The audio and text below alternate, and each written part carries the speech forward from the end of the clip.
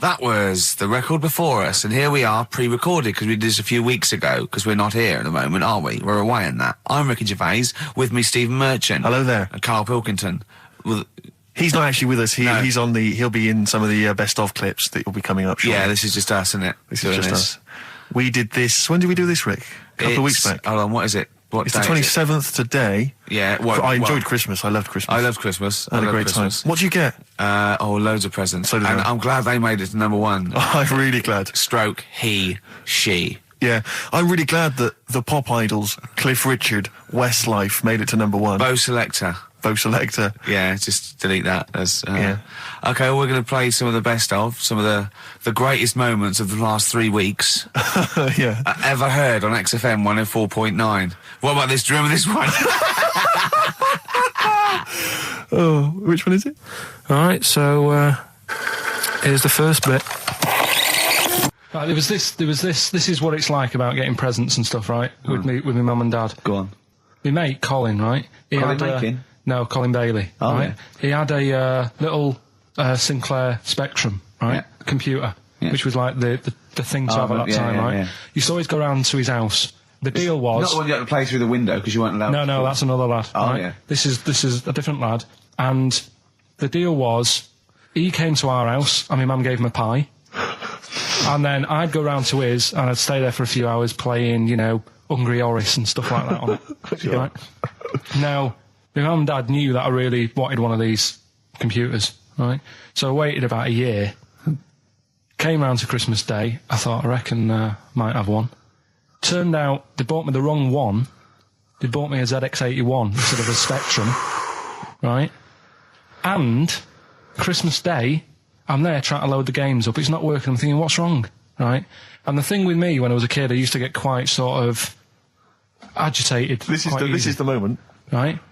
I found out that it needed a RAM pack to make it work, right? Looking in the thing and it's saying, and make sure you put your RAM pack in the back. And I was like, oh, where's the RAM pack? And my dad's going, I don't know, I've got you the main bit. That's it. So I was that wound up, I just was sick, right? Just sick. I didn't feel sick or anything, I just was like, oh God. Went to the sink, just sick. Because I was that on edge about it. I said, come on, we've got to get one. And my dad's like, Tandy's shut. We're not gonna get anything today. Ruined again, Christmas Day. That was after the year when my train set got blown up by our kid. The following year, no RAM pack. And now you ask me why don't I get good presents? He's scarred. He just I'm gonna die. Honestly, I'm gonna die. He's just screaming sick. Yeah. There's no RAM pack. Did you get to the bottom of it? Why wasn't there a RAM pack? You have to buy them separate. Oh, It's one of them okay. cons. What do you mean I can't play Frogger? Oh no. So, wasn't there another incident when you threw up? Spontaneously threw up? Oh. Through sheer anxiety? I do get it. It's not so much now because I've relaxed a bit, but as a kid I used to be quite on edge all the time with certain things. Do you think that's what happened to your The cat wind. that kept being sick? That it didn't get the food it wanted, and it just threw up? Do you remember that? Yeah. God, so they shaved it. No, like, again, I spoke to you in the week, and I had much better things, like when I tell you about Brian Blessed climbing Everest, and for some reason it made him, it played havoc with his belly, and he followed through and he had to clean up. Shut himself? Yeah, using ice and snow. Why are you telling me that Brian Blessed... in what way is telling me that Brian Blessed shit himself once in any way educational? Because I was saying how he was climbing Everest, right? Right. I give it to him, he's an actor and that, but he gave that a go. Yeah. Right? It played... What's the point of that, you'd say, wouldn't you? You'd say, God, he's So he's alright. Me doing a boxing match for no reason is rubbish, but him climbing Everest and shitting himself... Yeah, he did that. Is commendable. Right, and he's only going to, go and do it again. He's going to climb it again. Yeah, but he might not shit himself this time. Yeah, but what's the point in going? Nothing's changed up there. Yeah, good point. Yeah, It should be. Well, it has. They've probably cleared it up by now. Like, but it's slip on it. I can't even bother. Read about Brian Blessed. Is it actually true, or have you libelled someone else? It was an interview with him in it. And what did he say? Come on, what did he say? He said I climbed Everest and I played havoc with me belly. Let's talk about it next week. We've really run out now. Oh, you're a fool. 3 holidays Carl's had this year. last year. Yeah. I'd love to have 3 holidays. You've got to start putting the work in I there. had 2 holidays then. No, you had 3 holidays. You went away with Suzanne and her parents. Yeah, well, that doesn't count. It does count. If you book 2 weeks off the firm, you go away and you go, how was your holiday? Go, well, it didn't really count. It wasn't a really good holiday. Can I have them days back, please? My New Year's resolution is to be nicer to you, but Well talk done, sense. you've already broken that. No, but talk sense. Talk sense. You've had 3 holidays this year, and I'm just saying, you're in your 30s now, and 30s is when you should be really putting the work in. That's true enough. To reap the benefits in your 40s, 50s, 60s, 70s, 80s, 90s, and 100. Carl, what's your New Year resolution? What about think before you speak? It's worth. I mean, See, I'm consider it. allowed to laugh. I'm allowed to laugh at things other people say, Carl. That one, that is a good suggestion. How was your holiday, Carl? It was all right. Right, brilliant. But that I don't see on the ratio of good to bad in Carl's mind. That might be amazing because we never It might be hear him amazing, singing the mightn't praises it? of anything. I'll tell you what. Can we have a cracking little tune and then come back and hear about Carl's holiday? I'd love to do that, Let's really. keep it tight. Love to Tear Us Apart by Joy Division. Now I can't put my finger on it, but that doesn't sound like the original, and it's off a compilation. It sounded a bit fast. I think the vocal was slightly different. If anyone can, put me out of misery, I think it might be in a session of the time or something. Carl, is it a New Year resolution for you? Another one. Maybe when we ask you to get a song, get the original single version. I could be and wrong, not some but obscure session. Yeah, it does seem different, doesn't it? Very odd. Yeah. Yeah. Maybe we just remember it wrongly. But anyway, that's XFM for you. 104.9, I'm Ricky Gervais with me, Steve Merchant. Karl Pilkington. Carl, you went to Lanzarote. Yeah. People said don't go to Lanzarote. They told you it was Lanzarote. They told you, were they right or They wrong? were right, yeah. Really? Yeah, it's a bit ropey, yeah. Is it why? Just, out there. If it wasn't for the volcano they had, it'd been knackered. That's their big draw, is it? That's it, basically. That's all they've got going for them. When you landed, was it really hot? Were you quite excited? You were thinking this is okay? It was warm. It's we can't complain about the weather. The weather was all right. Sure. You know what I mean? That's what I went for, but it'd be nice if there just was something else. Yeah. What did you do all day then? Did you read your ritual book? No, I didn't read that. I read that book. Do you know the book that I bought and all the chapters were messed up?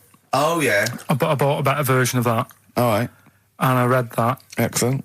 and then, Did it make more sense in order? yeah, a lot easier to follow. Yeah. And then we went and had a look at the volcanoes and that. They've got 36 of them to look at. How many did you look at before you realised that pretty much, you've seen one volcano, you've seen them all? Probably about 6 or 7. Really? And then when you got to the 8th, you thought, now I know what this is going to be, Suzanne. This is going to be like a mountain with a hole in the top. Yeah. Really? But it happened years ago as well. It's like, just keep a couple, fill the rest in, tidy it up. Fill the rest in! Yeah, no, Well, yeah. getting some builders. No, seriously though. Okay, They're a 4 death million trap. tons of concrete, please. They're an absolute death trap. Yeah, what? Yeah. What do you mean fill them in? Do you know what a volcano is? It's just a hole, isn't it? That's happened. Well, it's more than the happened back hole. It's in- more a portal to the magma in the centre of the earth. Back in 1730 it happened, and they still haven't sorted it out. Well, when you say it happened, volcanoes were made a lot longer ago No. than 1730. No, but the one that did Lanzarote in. Right. Sort it out. What would you suggest? Well, How tidy can they up. fill it in? It's joined. It's all joined. No, but what I'm And saying is, it was the a- big it was- plates of the earth are all joined. It All was the a disaster, magma's wasn't it? joined. With the trade centre thing, that happened. They cleaned it up, sorted it out, they've moved on. That's what I'm saying. Whereas Lanzarote have just gone, leave it. It happened back in 1730. You misunderstand me. How, in the name of God, can you fill in a volcano? You ignorant twit. No, but it's not just the holes. They've actually left the lava everywhere. That's what I mean. It's not just the big holes. There's lava everywhere. But it's molten rock. They can't just pick it up like they're like a carpet. Put it in the holes. The holes are there ready. Just push it all in. That's what I'm saying. Do you know what a fable is? Got a Carl? rough idea. Okay, it's a thing that uses sort of metaphor, analogy, just to explain sort of morals. I mean, they're very old for a start, and it's all. I'll give you an example of one. A quick one. Oh, the one about the dog with 2 bones. He goes to a dog's got a bone. He sees a reflection in the lake, and he thinks, "Oh, that dog's got a nice bone. I'll have that." And as he goes to get that one in the reflection, he drops the one he's got, and that's one about, you know. I think You I happy with your lot? was told one when I was younger. Go on. I think it was one. This young lad, he's got a dog, right, and he's about 8 years old, and this dog, he's had it since he was about 4, and it's a bit tired now, and he chucks sticks for it, and it doesn't go for it, and he's saying to his mum, "Oh, I want a new dog because this one's useless. It doesn't do what, you know, it doesn't have any fun with me." So they say, "Oh no, but you know, Rover's a good little dog. You should look after it." And he's like, "Oh, I don't like it. I want a new one." So they buy him a new puppy. And it's running around, yapping about, and he's loving it, and he's playing around with it in the grass. And then one day he goes to the park and he's messing about and rolling about with it, and he falls into the lake, right? And the little puppy's like yapping at him, and he's going, help me, little dog's yapping. And then the old dog comes and gets his collar, and it pulls him out of the lake, and he goes, "Oh God, you know, why did I forget about you? You're the better dog." And he loved that one again rather than the puppy. I got a feeling that was Lassie. Well, yeah, that was an episode of Lassie. What's the moral? What's the moral there, Carl? What's that telling? What's that explaining through analogy? Sort of, don't forget the old. Look after old people. I remember there was one I heard once about a young boy who got trapped in a lake inside a cage. But he loved his trainers so much. He wasn't going to get them wet. But even though he had to get out there, and even though he thought that was the important thing because it's material value, he actually drowned, and the trainers were no good to him then. That was Bowie and Waterloo Sunset. Love that. Love the original. Love Bowie. Bowie was my gig of the year. These are my singles of the year. These are our clips of the year. I'm Ricky Gervais, with me, Stephen Merchant. We're just picking some lovely little bits and pieces. Do you remember when we talked about this?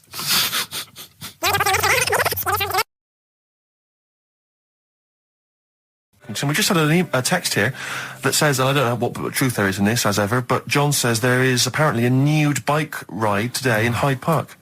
Now, I can't believe that's the case, because I don't think it's allowed, is it? You can't ride around with your veg, can you? I don't know. Why would you want to? Well, good point. On a bike. On a bike, I like the fact that that's what disgusts him. I want. Do you know what? If we did appeal for a nudist to call in, I'd want a very specific sort. I want a German nudist, a middle-aged man called Helmut. Okay. If there is any, or the closest one to it. So I want a middle-aged man from Germany. If your name is Helmut, you're in. But I'll accept Hans. Carl would be good, wouldn't it? All right. Yeah. I think I'm wondering if the age might. Maybe we could broaden that Okay, a just little bit? a German nudist bloke. Right. Can he at least be fat? Can I find a fat German fella? If your name's Helmut, we're going to give you a big prize. Yeah. But, you know, any fat German fella who likes to get his sausage out. Sure. Okay? It's sauerkraut. Yeah. What's the phone number? 0871 222 1049. It'd be good just to get an email or a text with a contact on it, and then I can just call them up in the week. Sure. And 83936 is the text number. I don't know what our audience demographic pans out like, Rick, but I'm suspecting that's probably a fairly small fraction of our listenership. I know, but, you know, there must be German someone out there. If you know a fat German who likes to get his tackle out, phones are going. Straight away. Just answer it, Carl. Just answer it. Just pot luck. it could be anything. Well, just see what it is. To be fair, it could be a nutter. But just say hello. Just tell your turn. It's not straight away. He'll stay there, won't he? He'll stay there. Well, answer it. Answer it. Leave it. Answer it. Oh, you see this? It's gone. It's gone. There you go. He bottled it. So, just as well. Well, you took too long to answer it. There's a vicar in Australia who's started sort of doing his services and all that in nude. Hot, isn't it, out there? Yeah, Where'd you get the churches aren't. Churches are pretty cold.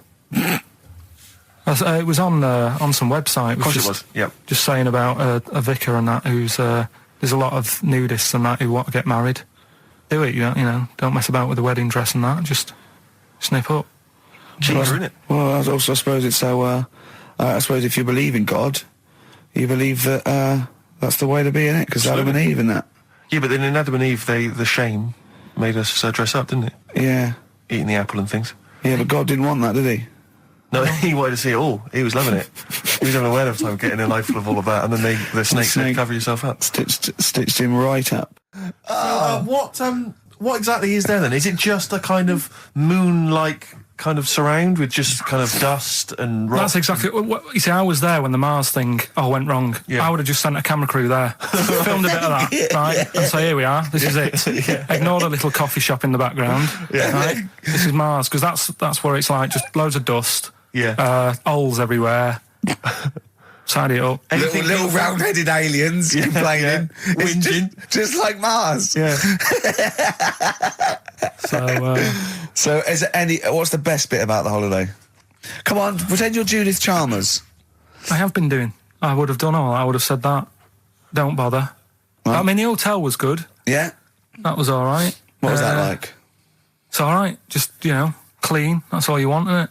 See, that's not quite what Judith Chalmers does. She doesn't go, what's the hotel like? All right, yeah, clean, isn't it? All right. What was it like? What was it? 3-star, 4-star? Did it have a swimming pool? What was the room like? Yeah, had a swimming pool and that. Yeah. Yeah, it's good. I think it was one of the better ones on the island. Okay. Nightlife? Wasn't really. And there was a bar. There was some bands playing. Yeah. Not very good. Food got a bit boring. Yeah. It was always the same food every night, but they sort of themed it and made out as if it was different. So, like, on Mexican night, it'd be chicken with a nacho on it. Right. And Chinese night, sort of chicken with a little prawn cracker on it and stuff. Sure. But that got a bit boring. That's me just turning on my phone, because I want to read to you a text that I got from Karl. I think you sort of sum up the holiday in this text, don't you? Do you remember it? I can't remember. Let's have a look. Let's have a little look. Instantly, what did Suzanne, your girlfriend, make of it? Similar view to you, that they should fill in the holes? Yeah, it's just that thing. You see, I went on a coach trip, right? And you go and see the volcanoes. Like I say, there's 36 of them. Yeah. Which, how many do you need? And when we're on the coach going round all these volcanoes, the fella on the front's going and look out your left window at the moment, and there's a volcano. And if you quickly look out at the right-hand side there, there's another one. Right. And on the left, it's just like, all right, we've seen it. Sure. Do you know what I mean? Yeah. And that trip, we'll talk about that trip in a bit. Right, this is the text I got from Karl, right? All right. Been up to a volcano. Been in some dead artist's house who built his house in the lava.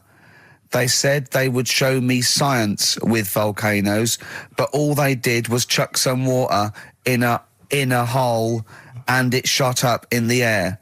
No dwarves in the canteen, no scousers here, but there is a Swede woman with a big head. She looks effing gormless with a cap on. All right? So a little reference there to... A Swede woman? What's that mean? Do you mean Swedish? Yeah. Or she looked like a vegetable? No, the Swedish woman. But they've all got sort of quite big bill, aren't they? And I sent him a text. Oh, well, it's just good to be on holiday because, I'm working. He sent back, so am I. Just been watching Sky News. There is a school for monkeys who want to get a band together. Is that monkey news for later?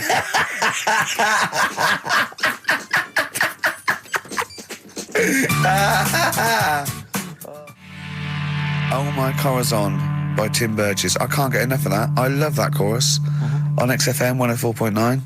Ricky Gervais, Steve Merchant and little Karl Pilkington. But it was a nice holiday. Yeah, it's all right. It's just, I went there to relax and that. Exactly. Did a little bit of that. Trying to think of some new, features and stuff. Sure, always working. 3 holidays a year, Jesus. Oh, well, not really 3. It's all one big sort of like work thing to me and Steve. 2 holidays, isn't it? Work hard, you need the holidays. So, yeah, the things that annoyed me was like, you get bored, sat around the pool after a couple of days. I'd read my book. Yeah. There wasn't much going on the... Not even any crabs to throw sand at, was there? No crabs or anything. They wouldn't bother with Lanzarote, right? So, decided to go on a little trip. That's when I saw the volcanoes and that, 36 of them. So, we go on the trip, and the thing that annoys me, it does happen every holiday that you go on. If you go on a sort of a package thing, they have these trips, right? and you pay about 40 odd quid, and they give you some wine, so it make it feel like you're getting your money's worth. But how many of these trips have you been on then? Loads. Probably about 12. More holidays than I've had. Go on. So anyway, so you're on the coach, right? And they take you for the volcanoes. They took us in the middle of nowhere. Yeah. Right. There's nothing else round there. Sure. It's like I say, it's like Mars, but with holes in the ground. Yeah. Right. And they sort of drop you off, and they go, right, everybody, see you back here in an hour. There's loads of volcanoes for you to look at, and a coffee shop over there. And you know for a fact, right, you don't need an hour there. You could just say, well, just keep the engine running, because I'll have a look in this hole, we'll get back on, give us 5 minutes. Don't need an hour. Absolutely. But you know that they've got something going. It's a backhander, definitely. What, with the coffee shop? Definitely, yeah. They go there. And they get everyone to have an ice cream and a coffee, and they sit down, have a fag, talking to the bloke. Yeah, and it's like, cousin. Yeah. How much was the coffee? Was it probably about €3 each euro? So I think it was $3.50. Sure. Yeah. Which is, I don't know what, that's about £2.50. Yeah, they stitched you up. Go on. Talking about this the other day. What was it now? Listen, the fella. Play a No, listen. record. Do you want, All right, no, come on. All right, he's got it now. Go on. This fella goes to the doctors, right? Oh, right, okay. Right, if this is in any way apocryphal, stupid, illogical, impossible, right, you are never, ever speaking again on radio. So make sure this is at least possible. I'll tell you what, I'll even give you improbable but possible. So if anything that breaks the laws of the universe or logic, okay, that's all you have to avoid. On you go. Right, so this fella, right, he goes to the doctors because he's got earache. Right, okay, if a chimp's living in his brain... Go on. So he's got earache, he's sat in the waiting room, and his ear's all bunged up and it's hurting a lot and what have you. So the doctor comes out and he goes, right? And because his ear's all bunged up, he doesn't hear it that well, right? So he thinks it must have been me, right? So he wanders in. Keep going. Anyway, I'm going to hate this. I can just feel it in my bones. Steve, I'm going to let you take over. Okay, let's hear it. Come so on. the doctor says, sit yourself down there, right? So he sits himself down. He goes, right, take your pants off, right? So he's thinking that's a bit odd. Anyway, he heard that though. He apparently he took his tackle off. The doctor did some operation. What, there in the waiting room? No, in his office. In his office, yeah. What? Wait. So he removed what? His genitals? Yeah. In his office. Why, Carl? Because he hadn't called him in. Oh, he'd called in the bloke who wanted his testicles taken off, and he didn't hear it. What? So the doctor went out and said, Mr. Jones, who's here to whip off your cock and balls just here and now, right? Bloke comes in, didn't it? It must have been me. So the bloke who wanted his balls taken off didn't say, I think he said me. So he didn't interrupt then. So the bloke goes in, he starts taking his testicles off, and he doesn't say, I'm here for me ears. What are you doing with that? That is a blinding record. And before that, Rick, what do you make of those adverts? They were great, weren't they? I like them, yeah. I'm going to buy all them products on the way home. And that's endorsed by Ricky Gervais. He's won awards. Yeah. Rick, do you remember this? This was a hilarious moment. No, you'll remember this when you hear it.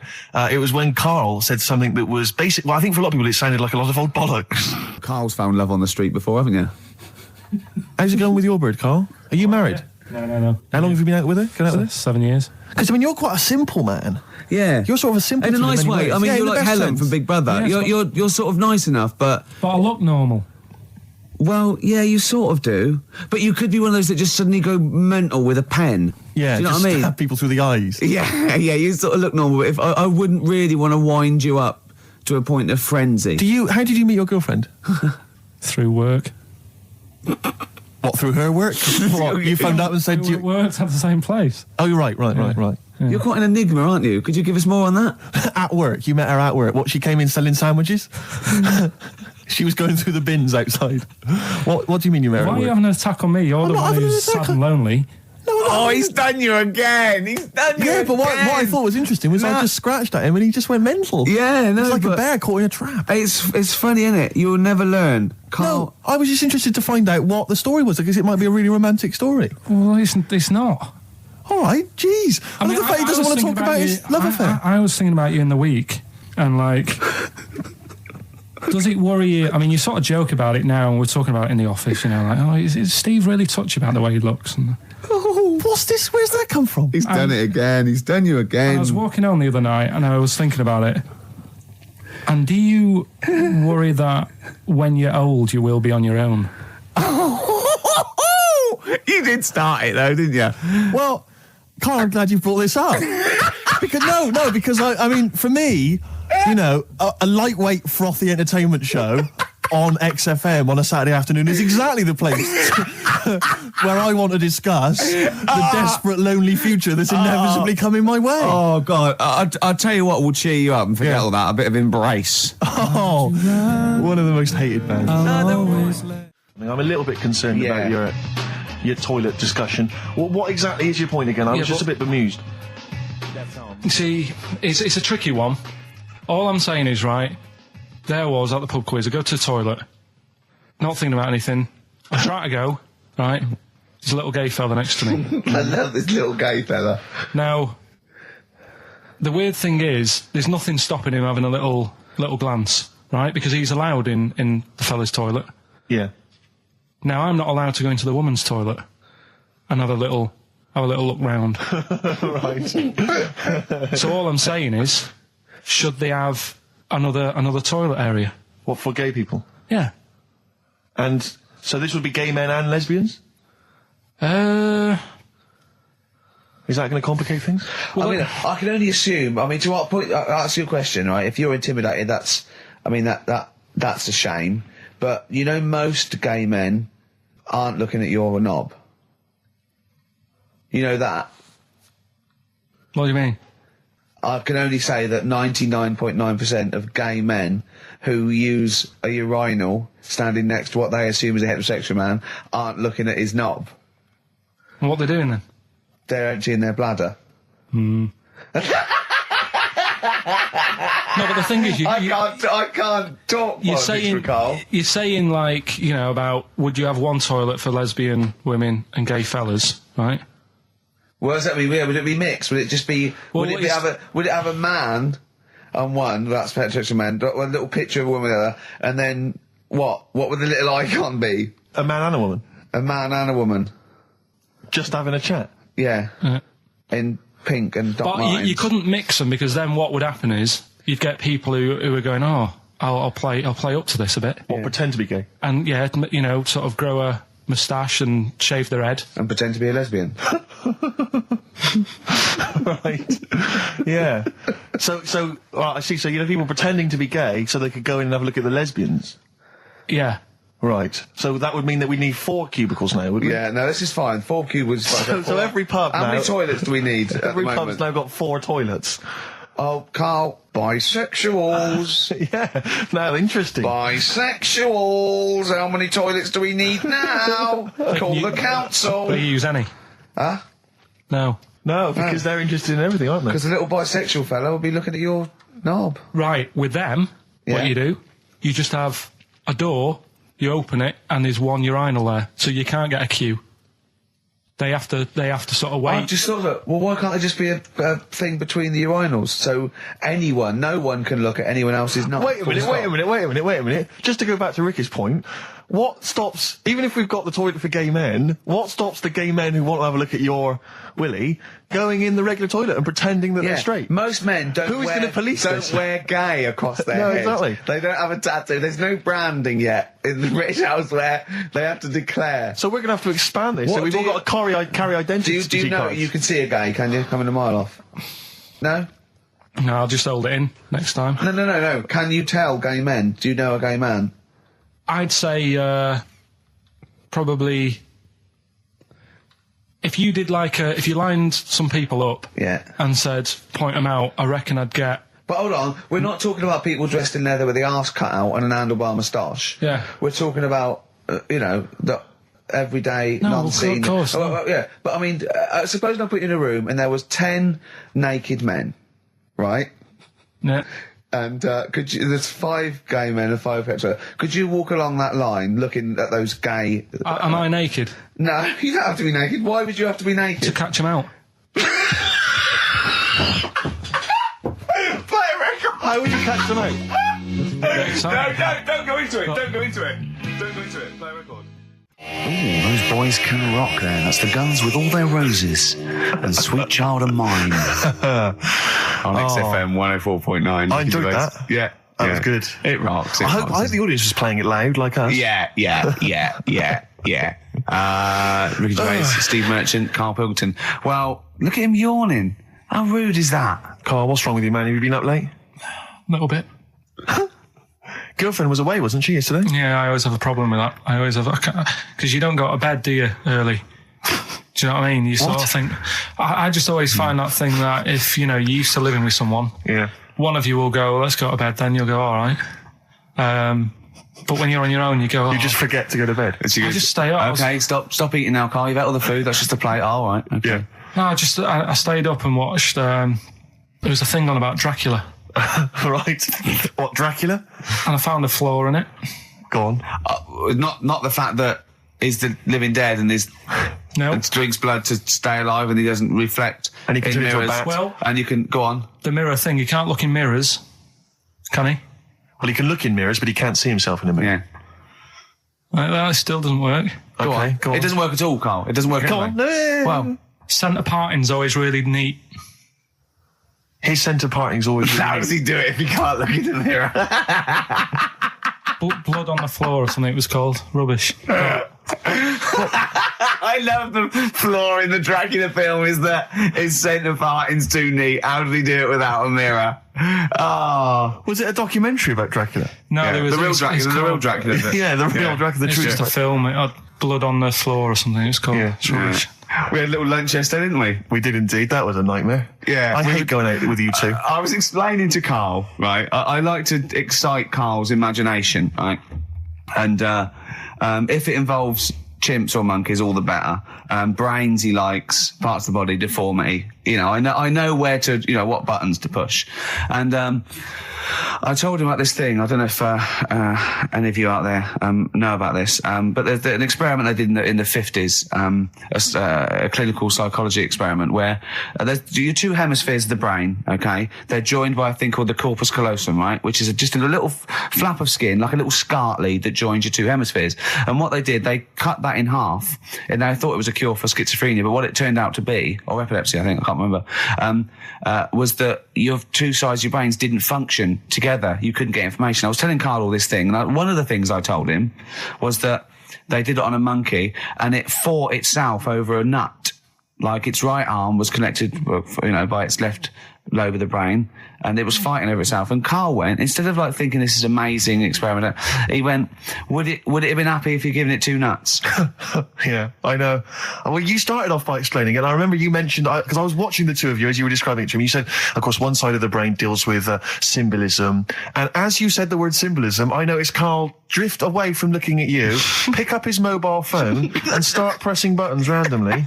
And I thought it was the word symbolism that got him. And I noticed it took you just a moment longer. And I think the first thing you said was, when did I lose you? Yeah, I knew I'd lost him. It's extraordinary. And he doesn't even try to disguise I said it. nomenclature at one point as well. Right, yeah. And I knew I was dicey with death there. Yeah.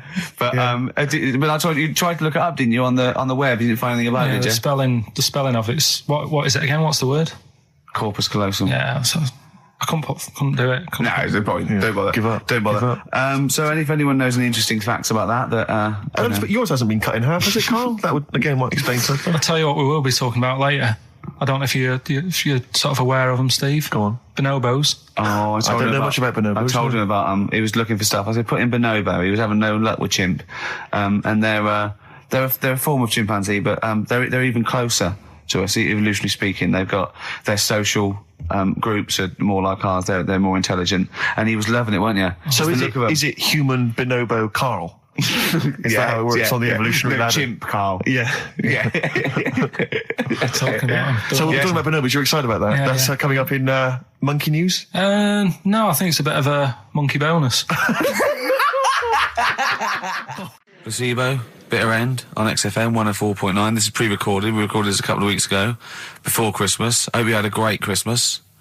If you didn't, not our fault, really, is it? Nothing to do with us. Wouldn't have thought we'd have. We're well over time because we've got plenty of cash now, thanks to a lot of you who probably bought the Office DVD. Yeah. Probably got And that if you in haven't stock. yet, and you've maybe got vouchers or money, still available. Still there in the shops. Still available. You can still make it the best-selling DVD of all time. Please. Please do. Yeah. Please do. I'll tell you what you want to hear, though, before you make your mind up. I'll tell you what, if you like this next clip, go and buy the Office DVD. I think you will. It's a brilliant clip. It's the one where we talk about, well, it is self-explanatory. Yeah. We went, it was a great day, wasn't it? Brilliant round of golf. Absolutely brilliant. Such a beautiful place in Stoke Poges. It's like a really posh place. And are you a good golf player? Well, we'll get to that. Oh, okay. Wow, he bought the shoes especially for it. Oh, brilliant. I'd love to have seen him in those little shoes. I know, and they were no good because they were metal spikes. We had to change them. He was annoyed straight away. He spent over £22 on these golf shoes. We hired a buggy that was brilliant fun. I was bombing along, wasn't I? I don't drive, but it was great on that buggy. Well, you've been on a buggy with me and you were a bit scared. Yeah. What I nearly killed us once. I was just taking banks and things, but you don't see sort of bunkers, and he'd scream and go, stop! And he'd put his foot down the brake, and then I reversed. At one point, he sort of did a handbrake turn next to the lake, and then we had to reverse, right? And you know, how you just flick a switch and put your foot down. He did that without looking. I look behind, there's a big oak tree there. He screams, watch the tree, right? So Dukes of Hazzard. and I kept jumping in and leaving him behind because I had to go to my ball. Because anyway, the first shot, I got on my driver. I honestly did one of the best shots I've ever done. It went straight down. It was great. I thought, phew, got away with that because it's always the first one because it's a clubhouse and you want to look good. Yeah. So. He tees up, and I've been saying, buy some balls. He just got 6 balls. I was going, what if you lose me? I won't lose 6 balls, right? He tees up, right? Whacks it. It goes miles, like right angles, straight into these the woods, right? He turns around, he goes, go and buy some more balls. So I'm laughing because it's like impolite to laugh, but he broke the ice for me, and I was falling around. And then his second shot, I go, you know, you're off a 3 now. If you take another shot, he went, oh, right. So it's his third shot. He puts the ball down. He hits the ground before it and misses the ball altogether. And I was on my back, wasn't I? Unbelievable. Actually rolling about on his back. And we were terrible. I went round 107. He went round in like 119 or something. Sure. It was just rubbish. How long did it take? 5 hours. Of course. And there was no one around, luckily. But it was fantastic. So then we go and have our meal. What annoys me, I said, right, I'll go for a run. He went, I'll have a bath. I said, I'll see you at 7:45. At 7:55, I have to call him. He's not ready, so he's let me down there. I can't stand lateness or laziness. You hate lateness. Yeah, and he's let me down. Do you know his excuse? He fell asleep in the bath because there was no light bulb. There's no light bulb in the bathroom. So instantly he fell asleep, and he was late. No, do you know what I mean, though, Steve? If you're sort of, like, nice and warm and what have you. I was tired anyway. I've been stressed out for 4.5 hours, right? My life flashed in front of me a few times in that buggy. So it's all sort of wears you down a bit. I thought, right, I've got a headache. You're going for your run. I'm going to have a bath. I walk in, put the light on. For some reason, it didn't come on, but I thought, it's all right. I'll just... doesn't matter. You can have a bath in the It's summer, so it's light anyway. Well, there's no windows in the bathroom, so... So you were in the darkness? So I'm in the darkness. I nod off because I'm shattered. He calls up, hassling me. So I said, well, it doesn't normally take that long for me because, I haven't got, like, long hair. I've got a dryer and sure. I can sort of one wipe. Yeah, he's already 10 minutes late, though, when I called. Well, 10 minutes. 10 wow, minutes. this is late, this. Next. Doesn't matter. Dinner wasn't until 7:15, so we had, like, another 20 minutes anyway, so it doesn't really matter. Yeah, but we said 7:45. So he's calling up, hurry up. So I said, yeah, all right. So I get out and dry and like me tackle and what have you. Calls back again 30 seconds later. No, I don't. I don't like that. You're not going to do that, no. Give it a wipe. 30 seconds later, come on. So I end up going downstairs to the meal area. Naked. With a wet shirt on and wet socks. I've got headache as it is. Meant to be a relaxing weekend. But anyway, so we have our meal, which is really nice. And then we're sitting in the bar. I'm having a cigar by the fire. Yeah. Like, we're having a rather nice Pinot Grigio. Yeah. He's there going, I've got a headache. Is this 1955 that you live in? I know. Yeah. So, right, we are knackered, because, you know, he's not used to work. I've seen him moaning, falling asleep. He's not used to it at all. And you've been on your feet for over half an hour.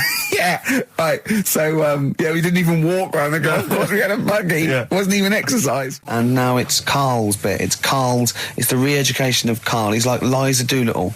And now he's coming to, or Lawnmower Man, if you've seen that film. More like Lawnmower Man, if you've seen the film. You know what I mean.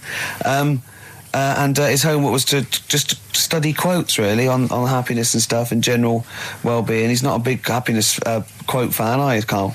Not really. So what have you done? You've come up with something, haven't you? Right, yeah, I told you, right? Because a lot of these are just things you say every day. They're nothing special. So what I'm doing... Well, you say them every day. Well, the sort of things you come out with and you don't even think about it, do you know what I mean? Yeah. They're on the TV all the time. People on the radio are saying these sort of little quotes. Sure. And what I've done is, remember that programme on Channel 4, Faking It? Yeah. Where they got some, like, posh kid to be on a door and all that. What I've done, I've... Imagine if that was the pitch for the show. Dear Channel 4, you're just going to get a posh kid on a door or something? Yeah, Yours sincerely, Karl. Come in. Yeah. TV producer. Yeah, go on. So, what I've done, this little book of quotes, happiness quotes, I've picked two that are real, Okay. and I've made one up, right? And we've got a guess. And you've got to guess which then, one it is. go on. Well, I'll tell you what, Rick, why don't we, when we've heard them, we won't confer. No. You'll write down yours, Yeah. A, B or C, and I'll Yeah. write down mine and we'll Sure. see how it Okay, works. Karl, off you go. Right, and just because I'm looking at this book, it doesn't mean I'm actually reading. No, I know. Don't no, worry, I know. we're clever. No, we know, we can't see yet. Like Yeah. call my bluff. Yeah, go on Okay. then. Nothing is worth more than this day. Okay. Yeah, Yeah? All right. yeah. The way I see it,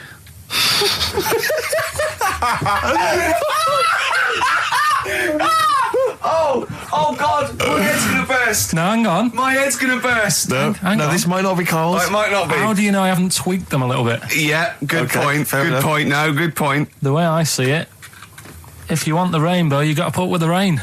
Yeah, okay. All right? All right, yeah. Okay, hang on. Yeah. Come on. Cat food,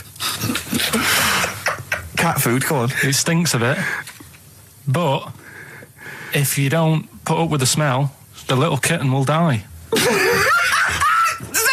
Steve, I don't know what to say. I don't know what to say. Imagine this in faking it. Imagine their faces when he says that, and they're going, "Oh my God." Karl, play a song, mate. We'll have to confer on this one. Right, Blair. Well, that's just amazing, Karl. Just read them again. Two were real, one was fake. Go on in. Right. First one. Nothing is worth more than this day. Excellent. Next one. What does that mean? Well, cherish now, cherish your time. okay. Because you can't get it back, and Yeah, you know that's the way I saw it. Carpe diem, whatever it is, seize the day and all that. Okay.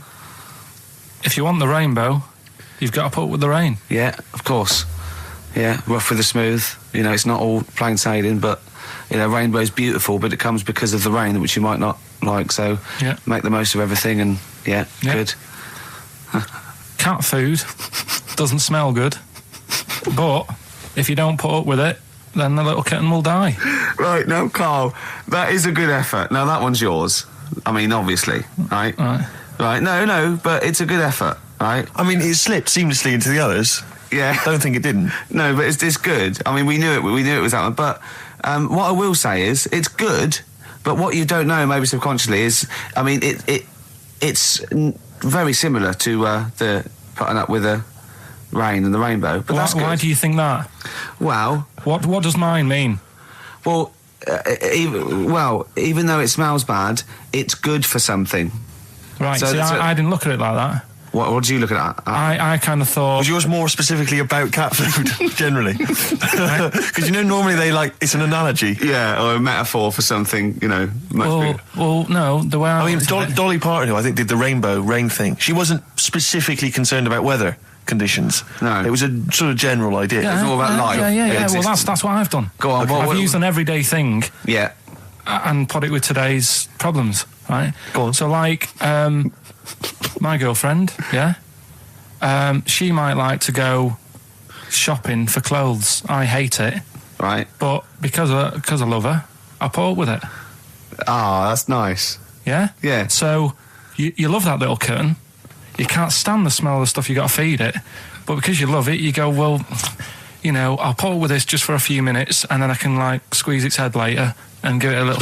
Sorry! Squeeze its little head. Yeah. Yeah, well, that's just the thing that I do with cats. Put it in a bag and drone it in a lake.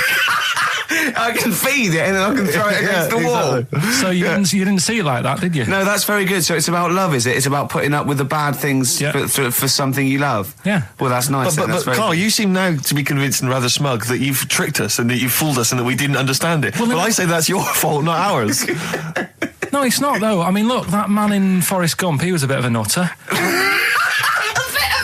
And he came up with the life as a box of chocolates thing. Yeah. Now, if that was in this book, you say, oh, yeah, brilliant, you know, good bit of work. But if he was sat here doing the show with you, you'd be taking the mickey out of him. Sometimes I feel he is. No, but Carl, I could. In fact, if people are out there, we're too lazy. Could you write down everything Carl's ever said? Because I think we could publish that. Yeah. He said one today. He saw my salamander. It's not a euphemism. He saw my salamander, and it's just sitting there in the tank. Your exotic pet. Yeah, and he's worried about there not being a lid on. And he said, I went, what are we worried about? He said, wow. He said it sits there for 24 hours a day, obviously planning to get out. Well, it's got nothing else on its mind, and it's the daft thing is, he has actually got the lid ripped up a little bit. And he'll be looking up there, and it's going to get out. But what's the worst that could happen? What's it thinking? What do you think it's thinking, this salamander? It's got its eye on the DVD player. I can have Ian be down the market. Right. Okay. Right. The results of We ain't got a winner for the first time. Yes, we have. We've We've done got this loads. feature for... We've got loads of winners. No, we haven't. We've done this feature for 3 weeks. This is the first time I've managed to sort of... What? Well, let's go through them then. What have they got wrong? The first one. The first one. What was The first one. the The first one. Well, hang on. Let's do them in reverse order first. So what's the last one?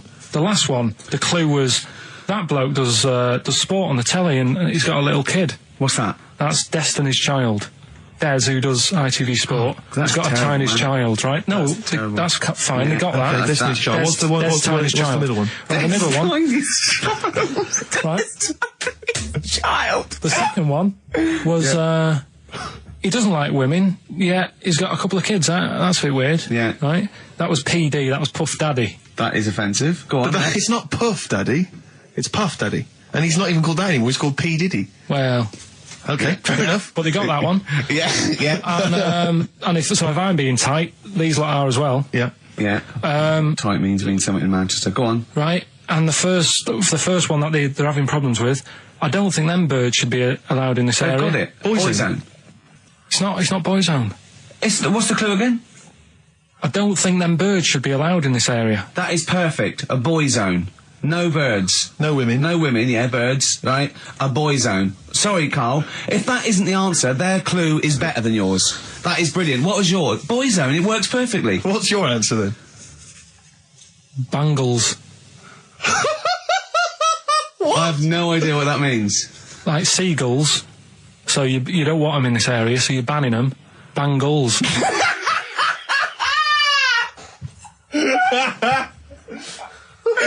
Oh! Well, give it to Boyzone, because Boyzone's better.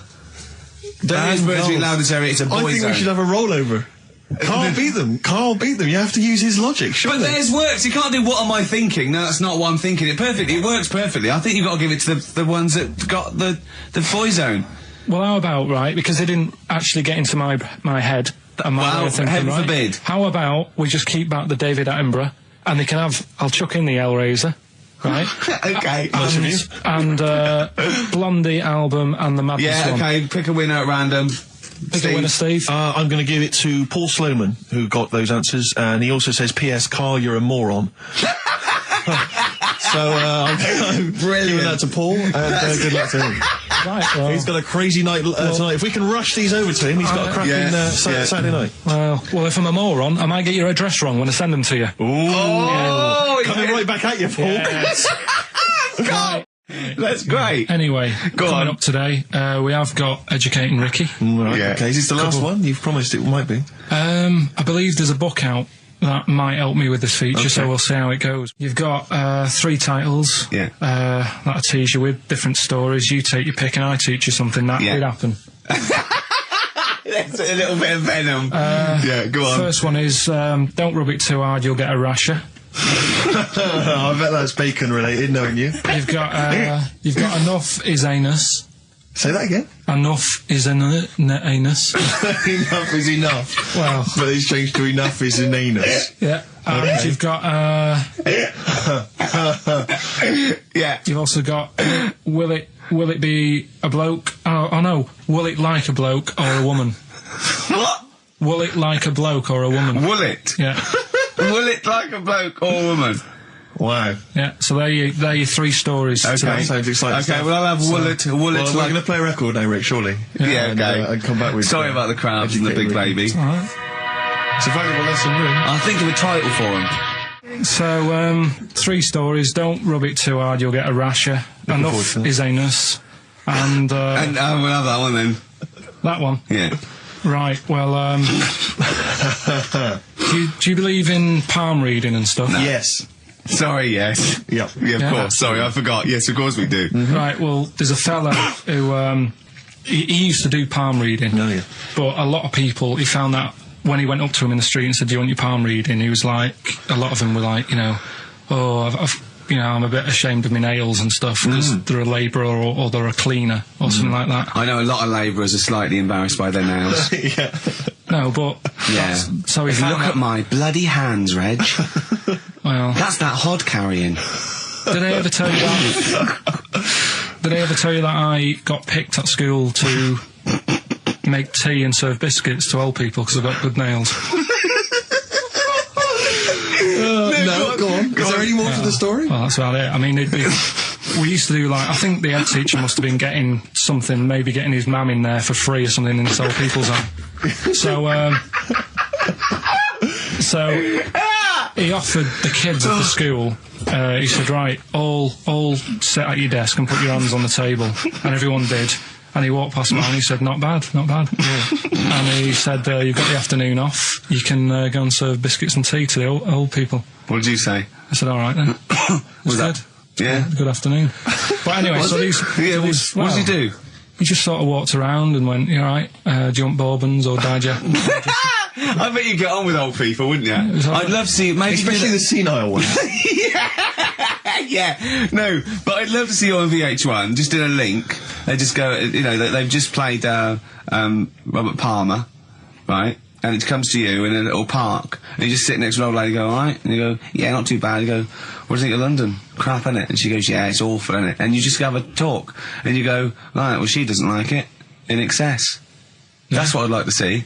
I still think my idea is better. But so what are you going for then? Oh, you've picked one, haven't you? Yeah. So this fella. So there's palmists going around the streets. Yeah, he's going round and there's a Randomly lot- trying to give they're palm readings. They're losing money, hand Right. over fist. Yeah. Right. So they said he's what he's done. He's reading people's bottoms now. Sorry, whoa. You just, I didn't quite follow that. He was a palm reader. That wasn't making money. So now he's going up to people in the street and saying, can I see your arse? Basically, yeah. So from being a palmist to an arsonist. Well, they just that's what he does. He said these same sort of lines and that you get on your hand, you get them on your bottom, and he can read them. Right. Yeah, he's not a pervert or anything, or making up as he goes along. No, that's it. That was that. So, sorry, if a man came up to you in the street and said, can I have a look at your arse? Can I read your arse? You'd drop your trousers, would you? No. If he went up to him and he said, "Oh, I'd rather you didn't because I'm a labourer. I've got bad fingernails." No, that's why I've seen. That's what a lot of labourers, they're showing their cleavage. You think, but actually they're having their arse read. Absolutely. That's what it is. And then right. So is that the end of the story? Yeah. But then because That's it. Educating Ricky is there's a bloke who reads arses. No, but You're a then- mentalist. but no, but what are you then- talking about? But then, do you know, like now and again, I come up with a little jokey line. Thought Yeah. I'd make an effort today for VH1 or MTV. Yeah. Little line there. Don't worry, it won't last. It might just be a splash in the pan. Okay. Phil Collins next. Let's play some film. Let's play some film. Educating Ricky, will we carry on? Yeah. Right, you've got left. don't rub it too hard, you'll get a rasher. And will it like fellas or will it like women? Well, you said wool before. Yeah, will it. Go on then, I'll have wool it. Right, now this is similar to the one you were talking about before, right? They found out that... Scientists. Oh, yeah. I've found out... 17th century? That, like now, 1 in 10 rams are gay. 1 in 10 rams are gay. Yeah. Yeah. So that was like wool it. That's how I could get that in. They got a load of gay and straight rams. Right. They worked out which were which first. They said, right, that bunch there is a gay bunch. They looked better, they just had more pride in their appearance. And the other ones, you know, the straight ones. And then they gave them to this scientist and said, right, go on, do what you got to do. And they took the brains out of all of them. Just to check. And they did tests on the brain, and it worked out that they've got something smaller in the brain. The gay ones have got something in the brain that makes it smaller. And they said, right, well, that's probably how it's going to work on males, on like males and females and like humans. So you took from this that gays have smaller brains than straight people? No, there's something in the brain. Right, go on. So if someone's saying, you know, I'm a gay, or they're not sure or whatever, they will now be able to find out. So you can go to the doctor and to find out if you're straight or gay. Is there any gay in my brain? Let's have a look. Do. You've got a little bit of a gay in you, yes. A little bit of gay in there. Yes, you've got the, you've got a little bent cell there. Well, that's why they did it, anyway. I don't understand how they could differentiate which was straight and which were gay to begin with, before they then gave it to the scientist. Wasn't that what the scientists figured out? How could they tell? There's one theory that it's genetically determined. There is one. There is a theory that's genetically determined, but I don't think it's as easy as pulling a sheep's brain apart and finding a little pink sort of like blob in there and going, right, we've taken the guy out and now he's going to go and shag some ewes. I don't think it's that straightforward. Although homosexuality does occur at a similar sort of rate in animals, I think. Yeah. Yeah. So you knew that, didn't you? So that's that one. I mean, I just like the idea of the farmer figuring out which is straight and gay. Well, that one's wearing quite a camp-looking neckerchief. So I'm thinking maybe he's gay. Is that? Yeah. I love the fact they can. That one's a big fan of Sophie Ellis-Bextor. Yeah. They would. They put on ABBA and see which ones dance. Exactly. That's how they. Which one? Yeah. Put on like Barbara Streisand and see which ones sing along. It is rubbish. What did I find out? Did you just say that is rubbish? No, I found out other stuff in the week that didn't make the top 3. Wow. We haven't even had to. This must be mediocre stuff. This must be really bad. Yeah. Or it might be dubious. Go on. There's a woman in Ireland who has been with a fella for 11 years. Yeah. She always saying to him, you know, when are we going to get married and that? And he's like, oh, we don't need to. You know, we're happy and that. Do you know, like I am with Suzanne, it's like, there's no point, really. Yeah. Unless you have a kid, I don't think you need to, do you? Right. So, he was like, we'll do it in time and all that. Anyway, he comes home from work one day, says, oh, go on then, we'll get married. She was so shocked, her hair fell out. Did you get that? Wow. So that's extraordinary. What did he say? Oh, I'm not marrying you, Baldy. Yeah. Well, she was so shocked her hair fell out. Yeah. I love the idea of it just going to the ground. Fell out. Yeah. Yeah, what else? That's rubbish. That's rubbish. Next. You've also got, it's weird, isn't it, Rick, that the stories that we made up are more plausible than the facts he's actually giving I think we tried too hard. That's what he's willing to believe. He's willing to believe that a woman's hair fell out when her husband came out and said, let's get married then. Oh, you old romantic. Yeah, then, here's a good one. Go on then. Right, in Dubai, this woman went to Dubai for a holiday. And she was over there, and apparently in the markets they sell lizards. Oh, go on. Right, just like for people to buy. So she buys one, not knowing that you're not really meant to take him out of the country. Sure. Puts it in a bag. Yeah. As you do. What have you? And then she gets to the airport when she's going home. She's thinking, I can't really leave it in my bag. Yeah. So she puts it on her head. On her head? Wears it as a hat. She wore the lizard as a hat? Yeah. People on the plane were just like, yeah, everything's fine, you know, they're doing the cross checks and that. Yeah. Have you got your seatbelt on? Yeah. There's a woman there with a lizard hat. everything's going well. She gets off the plane at Manchester Airport. Lizard sticks its tongue out. Yeah. The air hostess says, "What are you doing with that?" She goes, I've had it. Lizard said, "I just found her in Dubai." They said, "I've had this with me all journey," and they said, "Well, you shouldn't have done," and they took it off her. Yeah, I think that is true, actually. Yeah. Yeah. So what about that? Yeah, good, yeah. Yeah. That educated me. Right, what, any more? Well, what's that taught you? That's taught you, you know, be careful when smuggling lizards Yeah. back as some kind of hat. Yeah, don't, just say, Lizard, keep your tongue in, you twat. Not at the customs officer. Yeah. And, what else have we got? Anyone didn't quite make it? Anything to declare? I've got a lizard on my head. We've got an old saying one, if you want that. Go on, then. Are these ones that didn't make the list?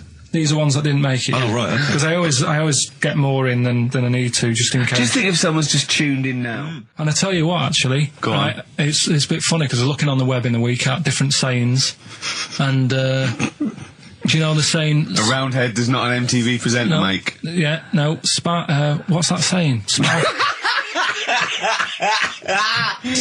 Spark in the pan or something?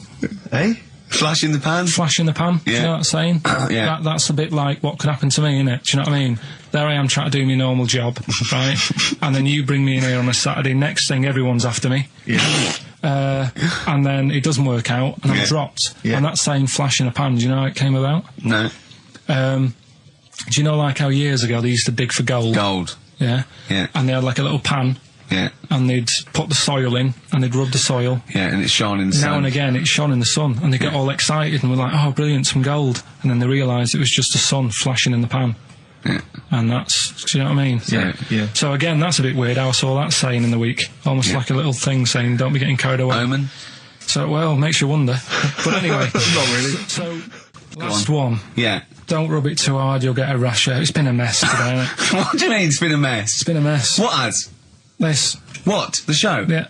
How has it been any worse? It's just all over the place. There's no sort of, it's not tight like it normally is.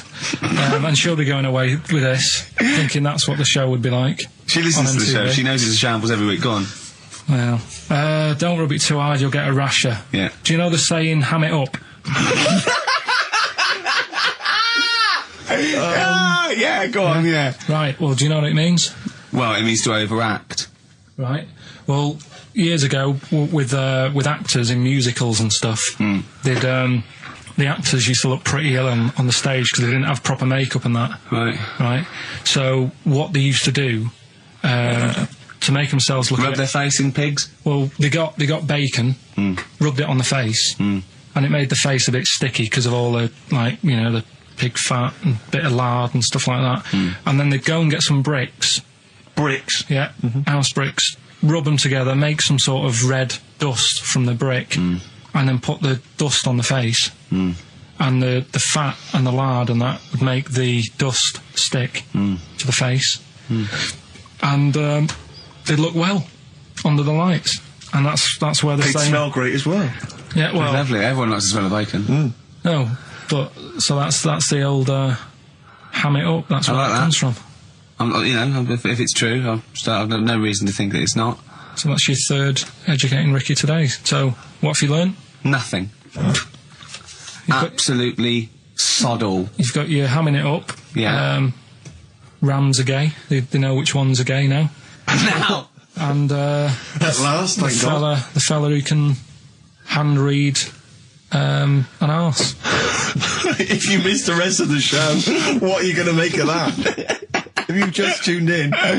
You are a maniac, Carl. So- And you've had your screen test. I reckon we'll be seeing you on MTV or VH1 in the near future. Because I like learning, which gets us on to Educating Ricky. Oh, excellent.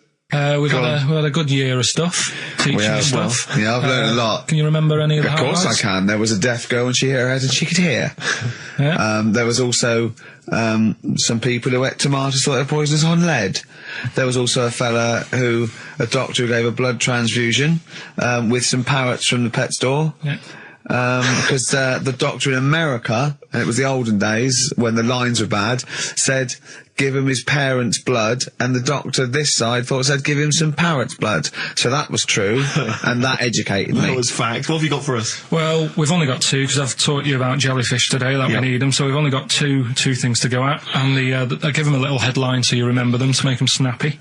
The two headlines you've got, oh, what a catastrophe. Okay.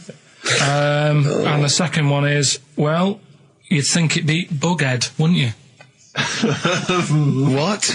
Well, you'd think it'd be Bughead, wouldn't you? You'd think it beat... No, you'd think it'd be... Yeah. You'd think it'd be Buggered, wouldn't you? Bughead. Bughead. This can't be... If this is anything with a bug living without a head, I'm not interested. Because we've done it. All you've done is fun. Let's just do what a catastrophe. So it is that. Do I do that one first? Which one are we doing? No, do the Bughead one. Right, well, the Bughead one. Well, we've talked a lot about animals and that, haven't we, without heads. Surprisingly, we have. I think a disproportionate amount on it. If you're a new listener and this is the first time you've listened, you'd be surprised. Yeah, we've done all that. We've covered worms, the way if you cut their head off, it grows back if you don't cut too high above its neck. We've covered the chicken, the fella who blinked. Yeah, I can't go into it again. Right, let's not go into it again. We've had the chicken with no head that lived for 8 months. Yeah, and we've had the cockroaches living for a week without an head. Right, okay. Well, it's a bit more on the cockroach front, really. Right. They've found, right, that if you get a cockroach and you cut its head off, right, and then you find a cockroach that's still got its head, but it hasn't got any legs. Right.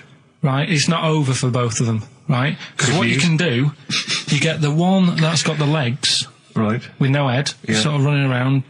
Get the one with the head, sit it on top of it, right.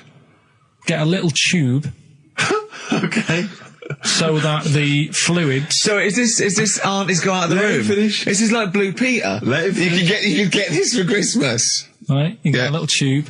You sit that on top, so the bodily fluids are still running between the two. Right. The head of the one on the top will control the feet of the one on the bottom. Okay. What about that? Good. And will it continue to live? Yeah. Okay, you don't know that for sure, do you? That was just a question out of the blue he wasn't expecting. Well, what do you think of that? Good, yeah, it's great. Yeah, just a primitive nervous system that can, yeah. Did you expect us to be more impressed and excited by that? Well, did you fall off your chair when you read that? Did you literally topple off? Going, did you think you were going to be the Frankenstein of the insect world? Yeah. No, I just was thinking if they can do that, you know, with them, can they do it with humans? Because I also did a bit of research. Of course on. You did. Did you come to the sort of conclusion that apart from the moral aspect of it, that the human was probably more complicated than? Yeah, but do you know what I mean? Things move on, don't they? Do you know what I mean? Science, Rick. You know, I had Binatone as a kid. Now they've got PlayStation 2, and the difference in 10 years They is have amazing. found that if you lose your head, a cockroach can live normally on your body, but not the other way around. Your head on it cannot control its legs because it's too complicated for your brain. Well, so, Well, then other research, because I thought if you don't learn from that, I'll give you something else for free, right? Go on. Free. That they can clone people. The only reason they don't do it, right? Say if like Ricky needed a lung, right? They could clone you and make you the same, but the only reason they don't want to do it is because it'd be a bit horrible, wouldn't it? So and it would take sort of 18 years for me to get an adult lung. And there's all kinds of moral implications. Yeah. What do you mean, yeah? You hadn't thought that? Because lest we forget, Rick, he ended with the only reason they don't do it is because it's a bit horrible and that. Which scientist said that?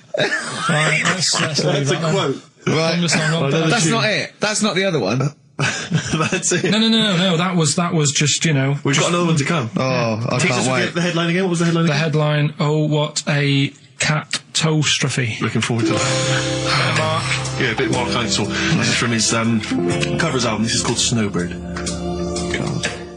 So listen, right? Okay. So, Best Educating Ricky of the year. Oh, Christ. What a catastrophe. Yeah, let's do that then. Right. Victoria Plum. There's this woman, right? Yeah. This woman, she's reading Guinness Book of Records. Yeah. And she's flicking through, Right. and she notices that there's a world record for a cat, right, with 27 toes, right?